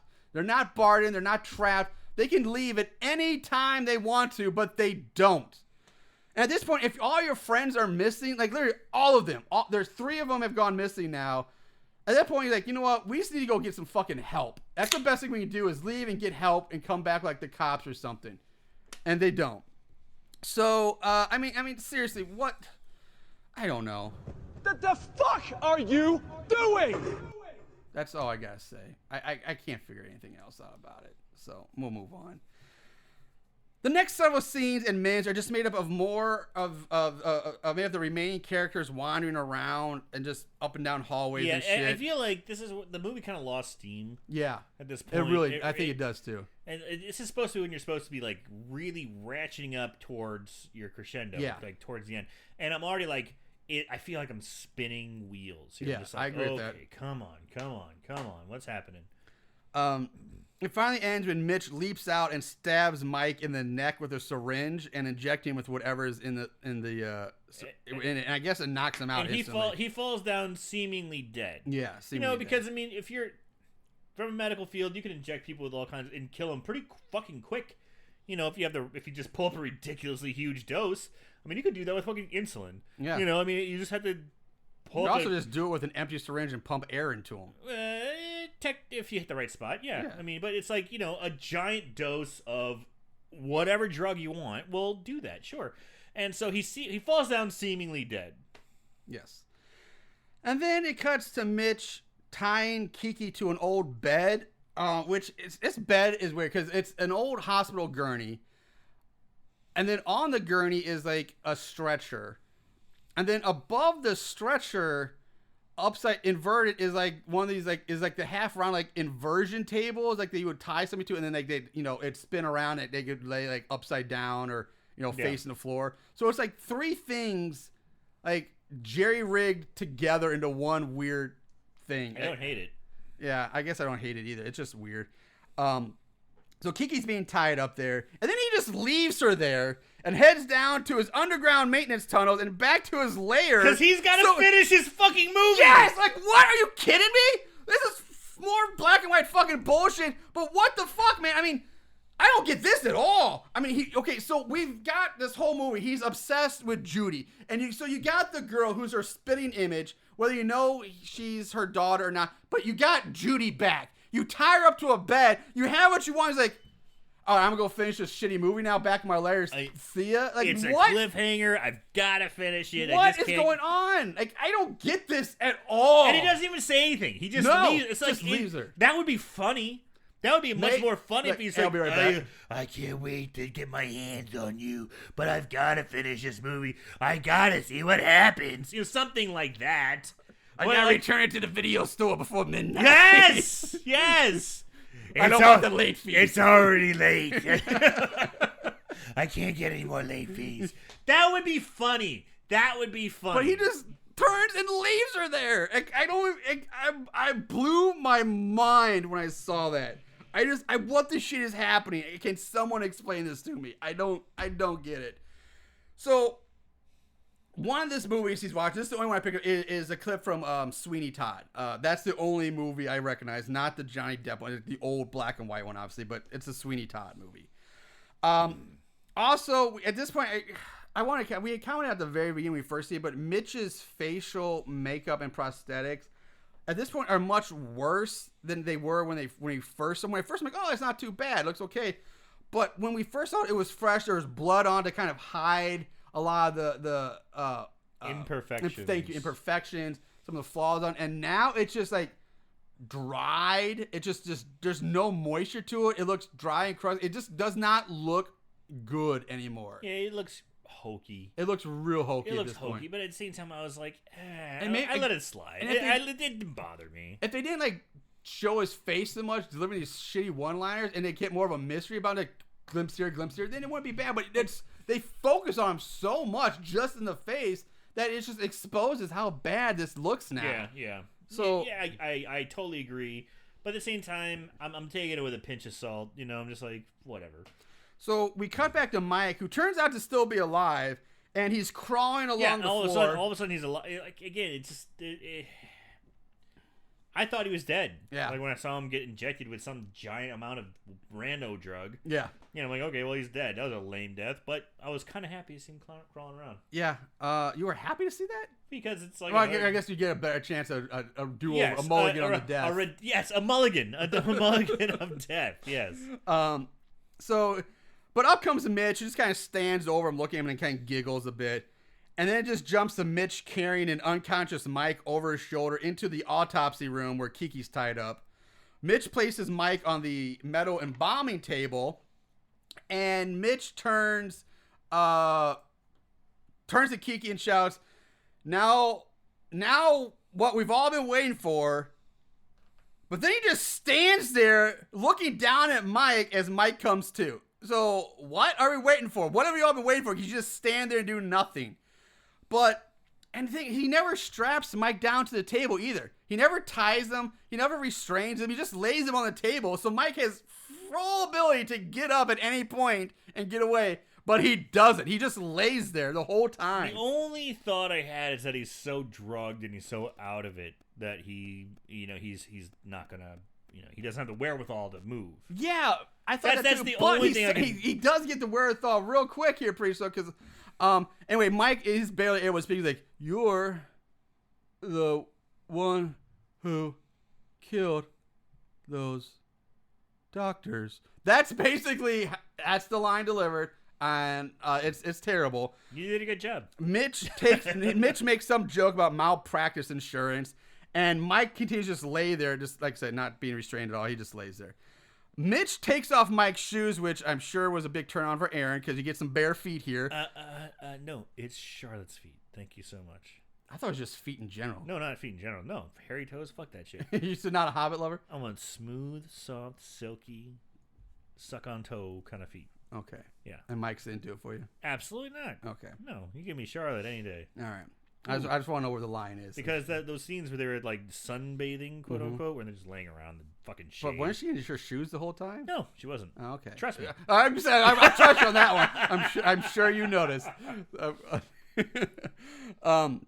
So then Mitch, he pulls off the shoes, and he pulls out like this giant, I don't know what to call it, scissors, but they look more like super heavy duty, like wire cutters or something. Exactly. That's exactly what they are. They're wire cutters. They're big wire cutters, like heavy duty shit. Mitch starts reciting like the whole this little piggy thing. This little piggy went to market. Yeah. Clip! And then cuts off Mike's big toe, which does look pretty goddamn good and properly painful. Yeah. And this is what I'm saying. This Mike screams like, ah! Like, so he's obviously coherent now. Now, this shit would wake you up. Yeah. And again, this is what I'm saying. He continues to just lay there. He's not like, holy fuck, this guy just cut my toe off. Let me get the hell out of here. Because just at this point, just one toe. It hurts like hell. But you can clearly get up. You can kick him. You can sit up. You can roll off the table. You can do a whole plethora of things. But he just fucking lays there. At minimum, roll off the table. Yeah. Make it hard for the guy. Yeah. Jesus Christ. So, cut to Tina still wandering around, then back to Mitch cutting off more toes, back to Tina, back to Mitch cutting off more toes, and Mitch is about to cut off the last pinky toe. The pinky toe. Wee, all the way home. When he looks up and sees Tina standing there armed with that large pole or pipe or whatever it is, and Tina says, "Okay, sucker, let's do it." And Tina advances towards Mitch, who backs away from her. Yeah, like Tina's a bad motherfucker, man. Tina backs him into the corner, saying, "Show me what you've got." Show me what you got. I did love that. I love Tina in the situation. Yeah. Because, dude, Tina's been the only, like, I agree. She's the Only saving grace. She's the glue keeping this movie together. Yeah. And when she finally has a showdown, you don't know exactly how it's going to go, but she's like, "Fuck you!" And just comes charging at him as Tina would. Yes. I love Tina. Tina, yeah, I agree. So Mitch then grabs a fire axe saying, "This is what I've got, and this is what you're gonna get." Dude, she lets him grab it. It's like she Yeah. backs him up. She's backing him up over like across two rooms. Yeah. He finally comes up to it, and she like stands and waits for him. Yeah, to elbow open the glass. Yeah, it's like there's clearly She has all day long to start wailing on him with that pipe, but she gives him the opportunity to break the glass and get the I don't think he axe. breaks the glass. I think he just opens the door. Well, whatever. But yeah, she lets him get it. Yeah. He swings the fire axe at her, and she blocks it with her pole. And this leads to a pretty poor looking fight between the two of them. Dude, it looks dangerous. It's very well. That's why I think it's so poor, because I think there's no stunt. People are like, "All right, you're gonna swing this axe at her." There's a moment where like she ducks into the swing, like not away from the swing. She ducks into the swing, and it barely misses her. And I'm like, I got nervous. Like, holy shit! Like, it was so close to hitting her head. And the guy, the actor, is swinging this axe, and I don't know if it's a real axe or not. Probably was. Probably was for the the assholes were just like, let's just do this. Yeah. But regardless, it's a blunt instrument of some sort. It came so close to hitting her head. I was like, I got nervous. It just looked so amateur that it made me nervous. Yeah, it's a very poor looking fight. But it's still fun to watch. Yes. Tina does actually end up beating the shit out of Mitch though with her pole. Like, she gets him on the ground and she is just like wailing this pole down on him, beating the crap out of him. So she's beating the shit out of Mike. But now she's beating the shit out of Mitch. Yeah, she's an ass kicker. She man. could beat the shit out of guys with the name starting with M's. letter M. So watch out, Marshall. Yeah, I'm in trouble. But she makes the same goddamn mistake we always see. And Aaron hates it. We all hate it. But instead of finishing him off and killing him, she stops her beatdown to go try to untie Kiki. Bitch, she ain't going anywhere. Kill the killer, then go untie her. Like, what the fuck are you doing? Seriously, what was that? What was it? What the fuck are you doing? Yes. Thank you. Yes. So, I mean, by God. So anyway, Tina does get Kiki untied, and the two of them go to leave. But then Tina bumps into some switch, which turns on like something that looks like an industrial kitchen dishwasher. It looks like a goddamn kitchen dishwasher. Like something you see like a school cafeteria. It has like a little conveyor belt that push the dishes through. And how the fuck did she fall on it? Thank you. For some reason, like, I don't know. One, why isn't it in an autopsy room and still working?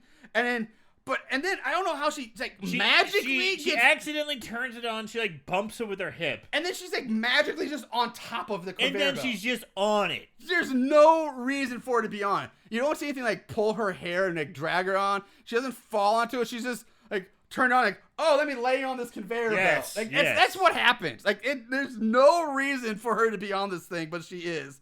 And it's infuriating. And the conveyor belt goes on and on. It's like a mile long. There's so much opportunity for her to just like get off of this thing. Yes, it goes just all the way around the room. Straight up. It's something you see like maybe like the Ford Motor Factory. Like there should be like just going through an entire factory, like an assembly line. Yeah. It's that long. She could easily just like Mike just roll off the goddamn thing, but she lays on it and just screams the whole time. She has no excuse. She's not drugged. No, she just beat the shit out of the killer. All she has to do is she can just sit up and go, huh? Yeah, wow. And she gets despite that she has ample time and opportunity to roll off the fucking thing. at one point she finally ends up going through like some kind of like big metal box at the end of it. And when she comes out the other side, she's been turned into a giant cube of meat with a hand, a foot, some hair, and a giant metal spring sticking out of it. I don't get it. It's fucking ridiculous. Like, what the fuck was that? What? If that's not a dishwasher, what kind of machine was that? What is this? Why would that be in an autopsy room? It's like, do they feed, like, a junkyard has car crushers. You put a car in, you turn it into a cube to save space. Are they like cubing people to save space? What is this? Is this like the Soylent Green factory? Is that where Soylent Green comes from? I don't know. As a medical professional, I will say that no. There's no human meat-making machine cube. What is this? But I kind of loved it. I was like, the only thing that makes this better or more comic, if there would have been an eyeball, and like when the eyeball comes, it blinks. Oh! The eyeball blinks when it comes out. Of Looks the back and forth. Yeah. Dude, that'd be beautiful. So, I don't know what that was, but it happened. So Tina's dead. Tina's dead. At this point, Mitch stands back up, saying, looks like the dyke has a good lawsuit. I'd be glad to handle it for a reasonable fee. Haha, giggle, giggle. Handle Because it. her hand's sticking out of the meat cube. I thought my hand puns were way better. That guy's grasping at straws. Grasping with his hand. That's the same quality shit he's giving. So, Kiki runs out of the room, leaving Mike. I guess at this point, Mike's just dead from blood loss from his toes. I guess we never see him again. And she starts running down various hallways. Mitch just walks after her, spraying breath freshener in his mouth and straightening his tie. Yeah. That was really weird. I just, what kind of choice is that? Does the guy just dig mouth spray?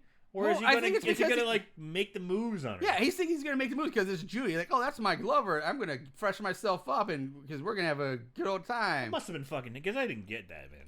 I don't know. I just wish he would have used breath freshener all throughout the movie. All throughout the movie, yeah.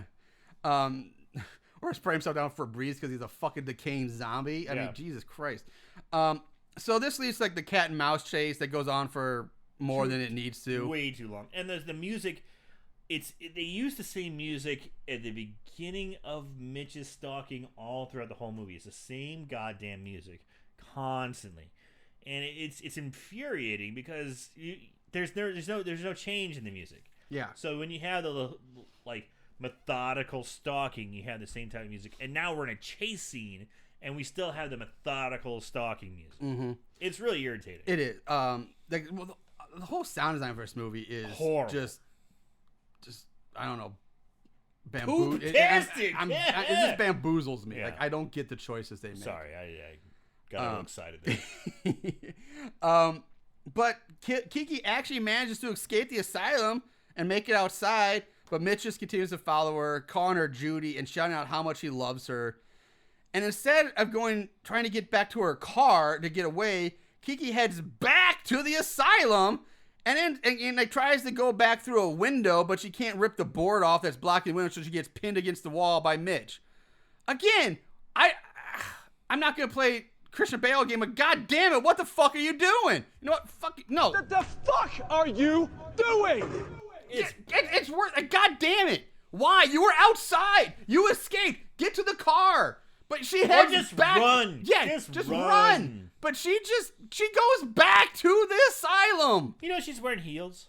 Yeah, she is wearing heels. Red heels Red to heels. match her red bikini. Yes. And denim jacket. Yes. That was a great 80s look, man. It was such a weird. Like it looks like she should have been like a Guns N' Roses video. Yeah, it's definitely like a poster, like a poster shot, poster. But anyway, so where was I? Mitch catches up with her and he starts calling her Judy, saying that she's come back for him. Like, you've come back for me, Judy. At this point, Kiki gives up trying to convince Mitch that she's not Judy and says, "Fine, I'm Judy." She plays into it, which is actually smart. Yeah, I'll give her that. Mitch has her pinned up against the wall, and he starts like running his fingers through her hair and rubbing her shoulders while saying how beautiful she is over and over again. Kiki then knees him in the dick and runs off. And this fucking took Mitch out, dude. Yeah. He sold it like a fucking pro. When he got hit, he just... The best bit of acting he's done in the entire and just movie. Toppled over. Which makes like me a think ton she of bricks. really need him in the junk. Because that's the best. I don't think you can act that well to do it. They're definitely method actors. Yes. But again, she stops running where she gets back to where the little picnic location was, and she stops again instead of continuing on. Mitch catches up to her, but then he just drops to his knees and starts crying and hands Kiki the newspaper clipping about her mom. And Kiki's like, "You did this all for me? You really loved my mother, didn't you?" And Mitch says, we had it all. We were going to live together, be happy together. So, yeah, obviously, I guess they were, I don't know. I just don't think they were actually, yeah, I think she was running off them.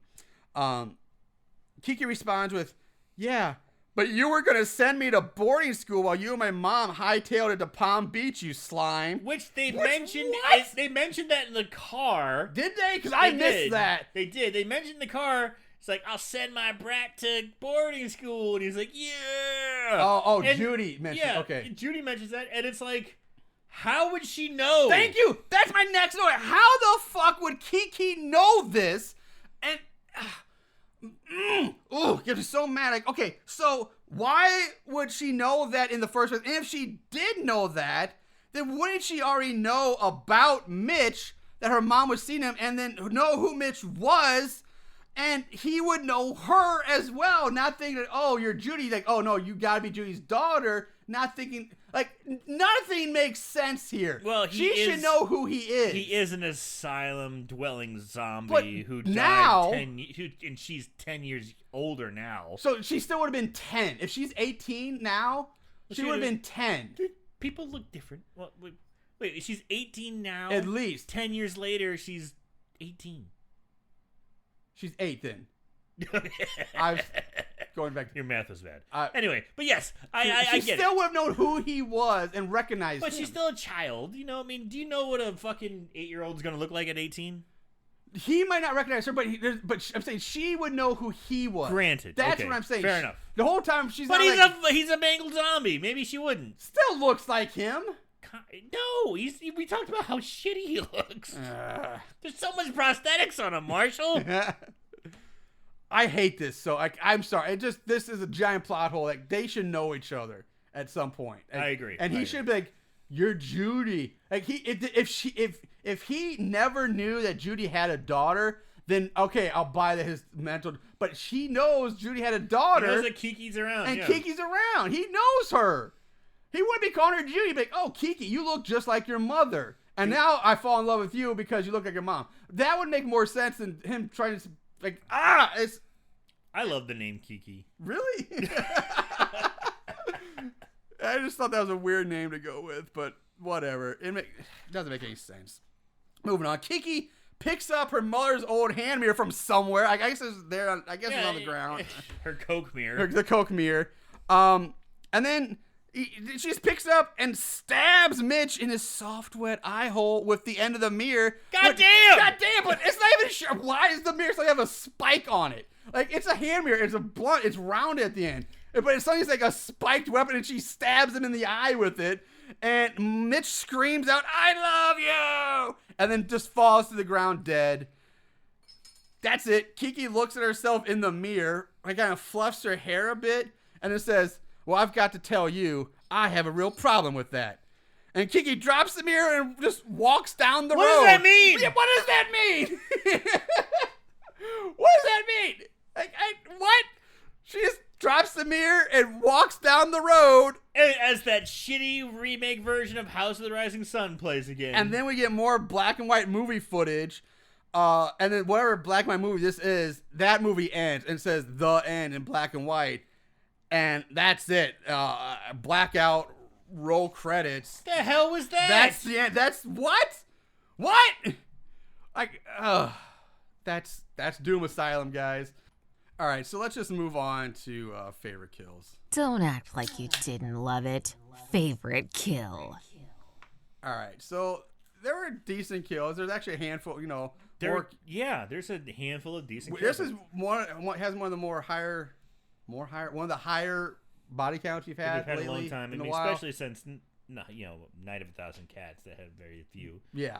Yeah. That's not really, they were great. And No. then Dr. Bones didn't have anything. And Holla If You Hear Me Kill You was pretty bad. Yeah. That had a high body count, but they were just bad. But Man, we've had a lot of fucking stinkers. we've been on. I don't know, man. 9,000 Cats. That's Well, yeah, I still. yeah. Well, it's its own. I was actually thinking about watching that again last night just for shits and giggles. But That's on you. yeah, that's my own. That's my own mistake. My own problems. It's a weird one. Anyway, I'm gonna have to go with my favorite kill is Charlotte. Charlotte. Getting the bone saws ready. Yeah. To the face. Getting the old bone saw, the old Macho Man Randy Savage treatment to the face. So yeah, I think pretty much hands. I'd probably go with that too. Dennis is probably a close second. The drill is a good, solid kill. It looks really good.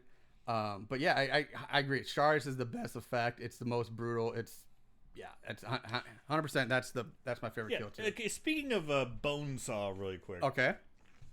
Macho Man is saying, "You're going nowhere. I got you for 3 minutes." And then Peter Parker says, "That's a nice outfit. Did your husband make that for you?" Yes. Which enrages Bonesaw into the fight that pursues. Yes. That's one of the very last homophobic jokes I can remember ever being put out in a mass movie. And it was, 2000, 2001? Yeah, somewhere around there. Yeah. So that's probably the last time. Oh, there's more than that. Well, but, yeah. but a major motion picture. We watched a lot of indie movies, a lot of stuff. So when I saw that, I was like, "Who?" I was like, "Who?" I fanned myself. Like, "Oh my!" What do you mean? Did you just watch it recently? Then Yeah, I did. I'm gonna say because when we watched it when it first came out, there was no way we even looked twice at that. We're like, yeah, okay, whatever. Yeah, but now I see it and I'm like, wow. Because that's coming out. That's like just a few years out of high school. And we were saying gay left and right back in that time. Well, we Dude, were that's saying gay. You're being everything's gay. gay. Everything's gay. Yeah. Yeah. Come on. Do you remember we tried to do because people were telling us not to call things gay, we would say yag and wave our finger around. Yeah. And just tell people to be like, "Dude, that's totally yag." Yeah. And wave our finger around reverse, like we're going in reverse. That's funny. So let's move on to odds and ends. Just when you thought it was over, here comes the odds and ends. So odds and ends. Ratings. IMDb gives it a 4.6 out of 10. Rotten Tomatoes, there is no official thermometer score, but it has a 28% audience score, and Amazon gives it a 3.5? 4.3 out of 5. Holy shit. That's actually pretty damn high. Too bad I can't watch it on Amazon. Yeah, too bad you can't watch it on Amazon. You can buy it, I think, a disc. Maybe if I'm in fucking Iceland, I can watch it. I don't know. So I'm just trying to write down. So instead, I should start saying detratory. I think would be retarded backwards. Detratory. Work on it. We work on it. Yeah, that does not flow very easily. I appreciate the effort. Yeah. All right, moving on. Plot keywords. There were 276 fucking plot keywords for this movie. Holy shit. Yeah, I skimmed. I perused these pretty quickly. Nothing was. Is vagina slip in there? Because goddamn, I swear I was looking like a goddamn hawk, just trying to see with my fucking eagle eyes if any sort of little flap of the little slip of cloth moved here or there. Because boy, oh boy, there is not much room for air on that. No, there isn't. That shit had to be use that gymnast adhesive spray to the crotch to get that spirit gum. Get that stuff to stick. Spirit gum is not. I don't think that's what the gymnasts use to spray. I don't know, but spirit gum is. Yeah. It's like the. But they could. Yeah, that's what I'm talking they about. could use spirit gum. God damn, that would hurt though to rip off though. But she got no hair. Yeah, hair. But still, that's sensitive, man. You have to get the spirit gum remover, and that'd be a whole thing. Do you have a vagina? I do not. All right. But I just imagine that would hurt. Fair enough. All right. Plot keywords. So there's topless female nudity, bare breasts, and flashing breasts were all there. Kicked in the crotch. Taking off someone's shoes was a plot keyword. I wrote this one down just for you because I wrote this before I even watched the movie. Barefoot female. Yes. Was a plucky word.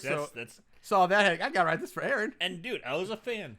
And camera shot of bare feet was another plot keyword. After that, they were all kind of those were the weird ones. That was Mike's gross, chop off feet, Yeah. Which was a fake foot. So It didn't do it because it was fake foot. no, I guess it's got to be female, soft, petite, fuckable feet. Fuckable feet. All right, trivia. Ruth Collins, who played Tina, was paid $100 to show her tits in this movie. Only $100. Wow. But I guess it's the 80s. I mean, you need the Coke money. You need the Coke money, so. And she looked like she needed the fucking Coke money, bro. The movie was shot on location in an actual abandoned sanatorium in Verona, New Jersey. The Essex Mountain Sanatorium, which I swear we've heard that name before in other movies, opened its wards in 1907 with the last patient being released in 1977. With the sanatorium officially closing its doors and ceasing all operations. And on October 1st of 1982, the gates were locked for the very last time, and it was completely abandoned. It was demolished in the early 1990s, with the remaining outlying buildings some 10 years later. I like that. Yeah, and it actually adds up a little bit with the time frame. Saying it truly stopped operation in the 1970s, and they locked it up in the early 80s. So it's been closed for about 10 years, and that shows the dilapidation of about 10 years worth of exposure to the elements. And, vandalism and graffiti and Yeah. punk kids like Tina and the Tots. Yes, exactly. And so it worked. Yeah. Honestly, that actually had their location was almost a character. Yeah. Location is one. I'll give it that. It was a great location for this. And it was a fantastic. They did a fantastic job of blending the story with the location. But speaking of, it was also this movie was the last thing. It was shot in 8 days. Was the other thing. Yeah. But the weird thing I will say about this for most horror movies, this entire movie, a horror movie, serial killer, slasher, locked in an asylum, whole thing takes place during the day. It's never overnight in the dark, spooky stuff. It's all daytime. In like a matter of hours. Yeah, in a matter of just a few hours. You're totally right. That's an oddity in the horror world itself, too. It's a weird way to save on lighting. Yeah. It's interesting. That's a really good point. All right, so that brings us to the budget game. They spent how much? The budget game. I wish I didn't have a better budget game intro queued up, so I need to work on that. But anyway, it's our first back in studio budget game. Yep. So I'm excited about this. Although you may have seen it, I don't know if you've seen this one already. But I have an estimated budget for this movie. I have not seen it. Okay. No. Because I know last week you did see something. Yeah, last week I did, and the problem is I get interested in some of these movies and I want to know more about it, so I start looking it up. But yeah, I always worry about that. But yeah, this one shot obviously on a location that was required no money to shoot. I mean you're in an abandoned fucking sanatorium on 8 days. I imagine they didn't get any permission from anyone, whoever owned that place, to do that. Considering the place was so fucking condemned and run amok and covered in graffiti. By the way, there was a ton of Metallica. Oh yeah, we didn't talk about that. Metallica, Ozzy Osbourne, Pink Floyd, but yeah, Led Zeppelin called Dead Zeppelin, Mopar, Chevy Motor Parts. There's a Mopar one. Yeah, a lot of Metallica. Yeah, a lot of Metallica was definitely by the. I think there was Led. There's another one. Megadeth or Megadeth. It was that. Yeah. So yeah, a lot of graffiti on the place. The place is fucking destroyed. Obviously, you have no stunt coordinator. You have your actress. One of your main actresses literally standing on the ledge of the building to do a shot without any safety equipment. Yeah, I'm gonna have to say $75,000. You know what? For this week, you know what? It's your first week back in studio, so you know what? I'm giving it to you. Oh! I'm going to give you the win this week. Estimated budget 90,000. Oh yeah, you gotta give me the win, giving man. you that That's fucking close. Yeah, I'm giving you that one. That's fucking That's close. a good. I was laughing there for a second because we were talking about the no stunt coordinator and the girl hanging off the roof. I didn't mention it during the notes, but did you notice in the one shot where they show Mike hanging off the roof, like the only safety equipment I guess they have is it looks like his shirt is like stuck into a crack in the wall. Like that's like that'll keep you safe. Your shirt will stuff will shove it into a crack. We're gonna tie your shirt to a fucking nail in the wall. Like that's got you. It's so awkward looking too. It's weird. Like that's their safety measure. It's so obvious. Yeah. It's so weird, dude. Guess I like the bottom of the shirt off camera. It's like the collar, like right there. It's in the middle of the shot. It's just crammed into like a crack in the wall. Thank God no one died during the filming of this movie. Because it's like one of the most apparent disregard for safety. This and like a muck train are up there with like the most disregard for safety for their actors. All right, so yeah, you won the budget game this week. All right, what do I win? You win that beer. You mean this beer that's been in the fridge for over a year? A beer's a beer. It's a free beer. This beer I brought last year. We didn't fucking. The last time you were here? Last time I was here. I opened the fridge. I'm like, boy, that beer looks familiar. Shit. I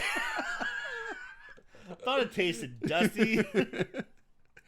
All right, let's move on to Mortal Kombat Combat. At the end of this day, one shall stand, one shall fall.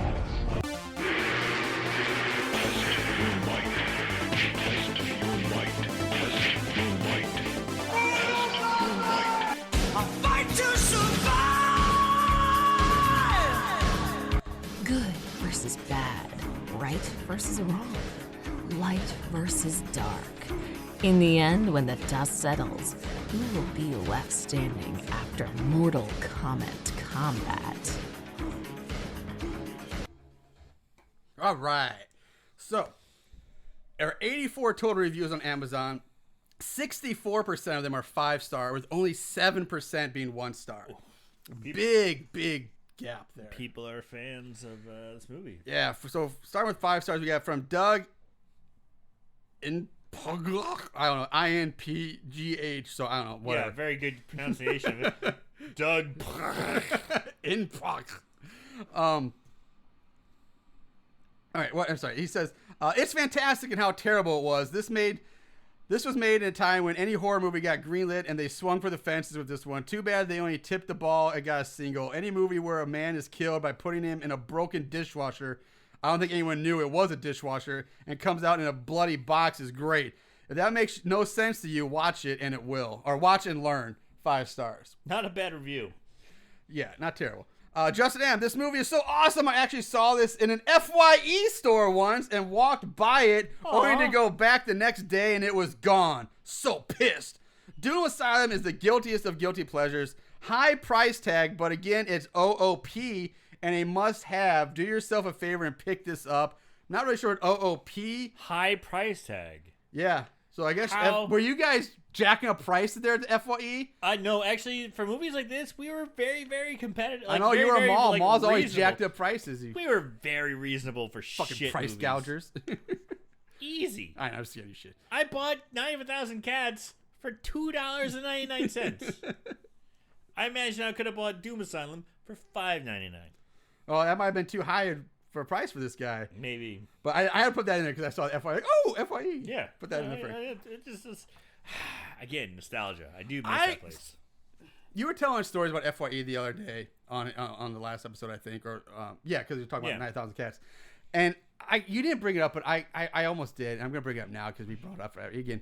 I was stunned that I know you loved that job because you were a manager, but I laughed so much because I don't know how you managed to do this because you weren't even dating the girl, but you managed to charm an employee of yours so much that you convinced her to do your laundry for you on a regular basis and like bring it back to the store for you.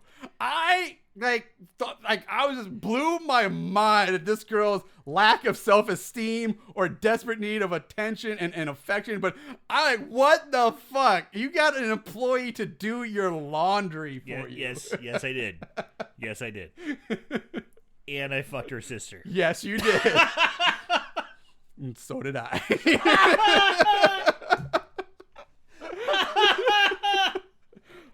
I was there first, though.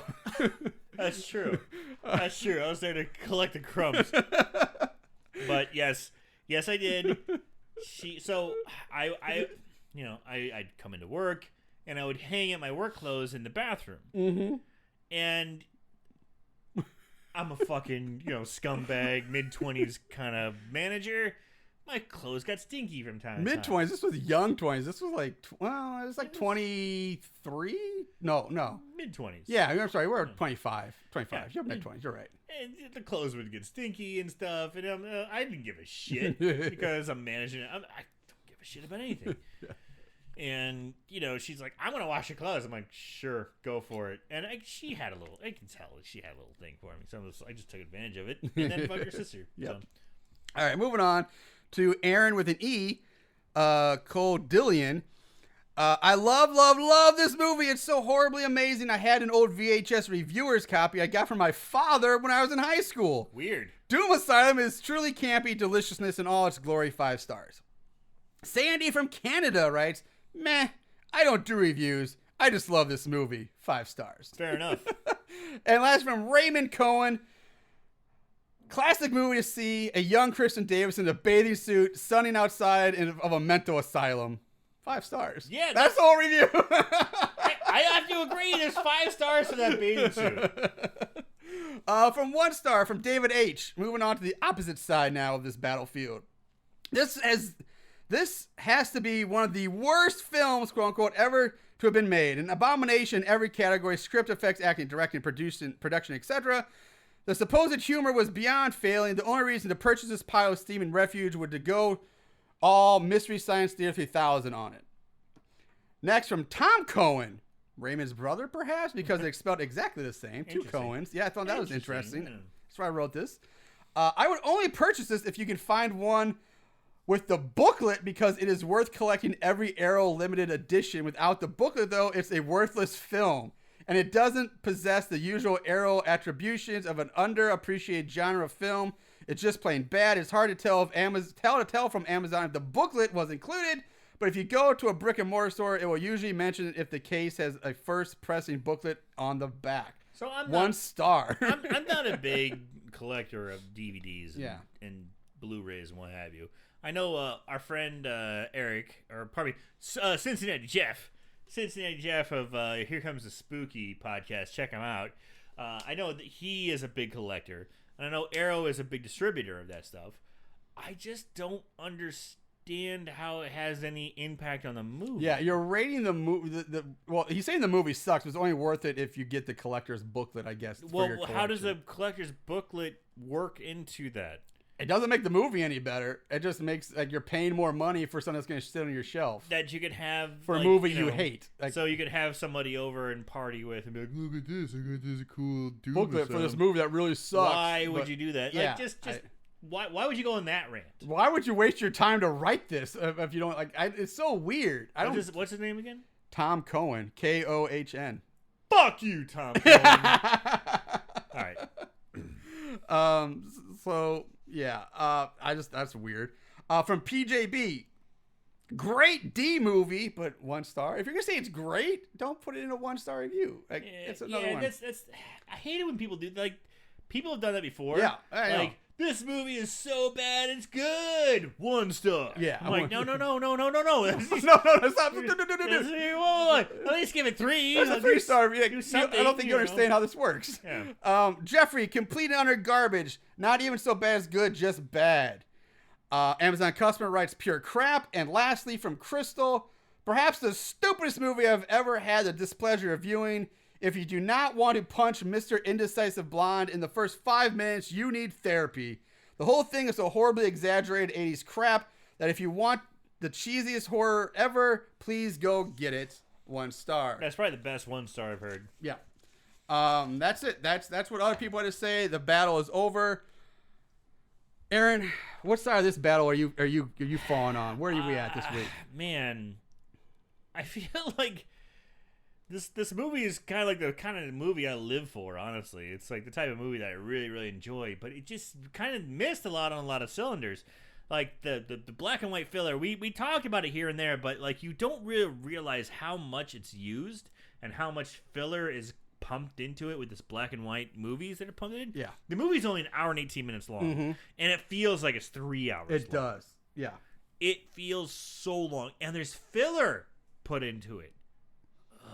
The movie's fucking exhausting. However, there are bright, shining moments of this movie. The fight scene on the roof.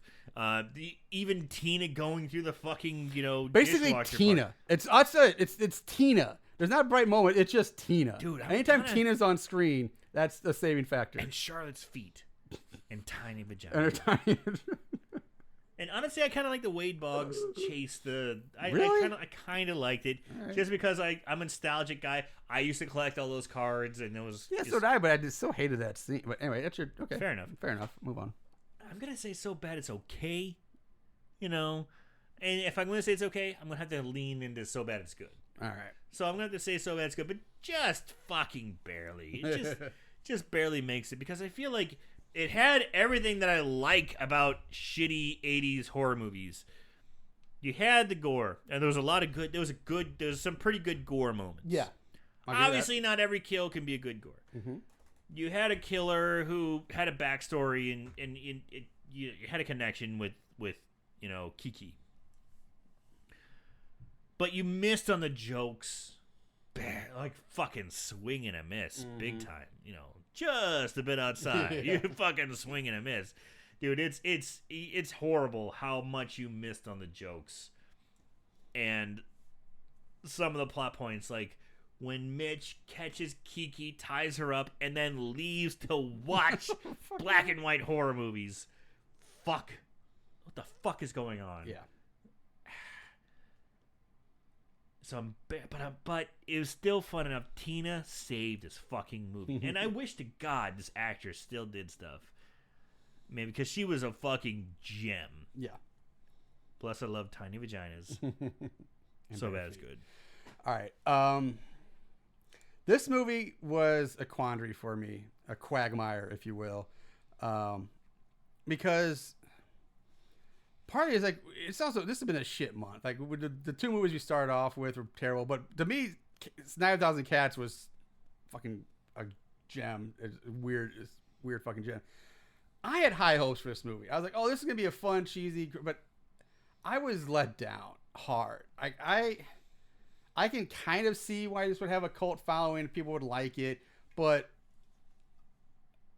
I'm going so bad, it's scary. Like, I was not happy.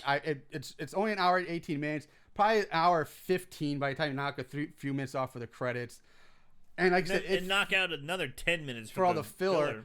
I mean, and that's what I'm saying. And 9,000 Cats was an hour and 2 minutes long, and that movie seems... That was full of filler. Full of filler, but it didn't seem as long. Like, this one seemed longer. Like, it does. It seemed like a chore. I agree with everything you said. And the fact that if they didn't, I don't think they knew what they were doing. Like, if you're going to go comedy, slapstick, camp, do it and commit to it. It's like they were going to do it, but they were holding back. Like, they were scared to really, like, not hold back, to go in all four. And it came out a sloppy mess. Like, they didn't know what they were doing. Is it going to be serious horror and gore, or going to be slappy, campy? You try to walk that line. This is what you get. And I hated it. I did not like it. Tina... When I first was like, oh God, this girl's annoying. But the more I saw Tina, I was like, I wanted more Tina. Like, just make a whole movie about Tina and I'm good. She's the only saving thing about this movie that I have. But it does not enough for me to say so bad it's good. I'm not. So yeah, so bad it's scary. I probably have more to say, but I'm not going to, because we're running long for our first episode back. Because we've gone on a lot of tangents with this movie. We went on a lot of side journeys. We talked about it. Cardinals baseball. We talked about Kurt Hennig, Mr. Perfect. Talked about Sex in the City. Talked about Pretty Woman. Yeah. We talked about a lot of other shit than this movie, which is kind of a sign. But there's so many good things that could have been happening in this movie. Yeah. That like we touched on, but boy. Just the writing's bad. The acting is stiff, and which makes the writing worse. Because maybe if better actors could have pulled it off, it wouldn't have been as bad. But it just was not. I was so disappointed. I thought we were gonna have something fun here to close out February, but even for man. me, there was something kind of charming about the horrible acting. Even something kind of like, because Tina's a horrible actor, but she committed. She puts like. And I could tell right off the bat when they're showing Tina and the Tots doing their music, their noise. Dude, she's on her knees. She's rolling singing, around. She's throwing her body and of around. course, the sound effects and what she's supposed to be singing doesn't match up with her movements at all. She is going balls to the walls. Everybody hard. else is like half. Darnell was a little. He was a bit animated, but he's not in that long. But everybody else just seems so flat. Rapunzel, and dull. Darnell, Tina. Rapunzel went pretty good. Yeah, Rapunzel was pretty good. Maybe, but she was supposed to be more dreamy, mystified. Yeah, I felt like Rapunzel, Tina, and Darnell are the 3 stars of this movie. And honestly, not a close second is Charlotte. You know, Charlotte. I thought I'd get more out of her. Like, she's the one who honestly became the big celebrity, the big fame, went on to the best career. And granted, this is her first movie, so she grew. But I was expecting more from her as a actress in this, but man, she was not great either.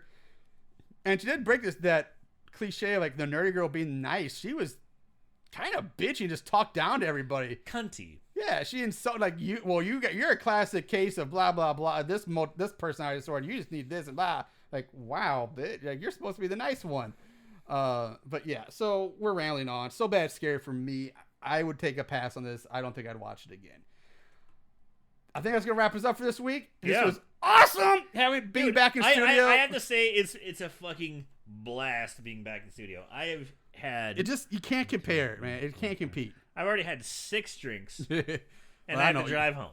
That's why you just want to come over and drink my beer. That's the only reason I like being here. Well, I would drink your beer more. I'd have a bigger graveyard if you didn't have 2-year-old beer. Well, or 1-year-old beer. Pardon me. Well, now will go away if you start coming back over here more often now. So it's true. I'm pretty excited. I'm pretty happy. I'm excited about this too. Get back to the way things used to be, and hopefully there won't be, we'll be back to flow, back to good. Anyway, we're done. Well, moving on. Let's just say, shit might happen. Shit might, happen here or there. Yeah, but for right now, it's amazing. Yes. With that, guys, thank you for listening through our rants and our weird gibberish that we're still talking about right now. I don't know why you're still listening, but if you are, thank you very much. We love you. Follow us on Instagram and Facebook, and check out our Patreon if you want to help support the show. We'd love that. If you have more movie suggestions for us, send them our way. We will do our best to get to them. Anthony, thank you. This was a fun movie. It was good. In the meantime, that's it, guys. You know what to do. Watch more horror movies, and remember to always keep it tight.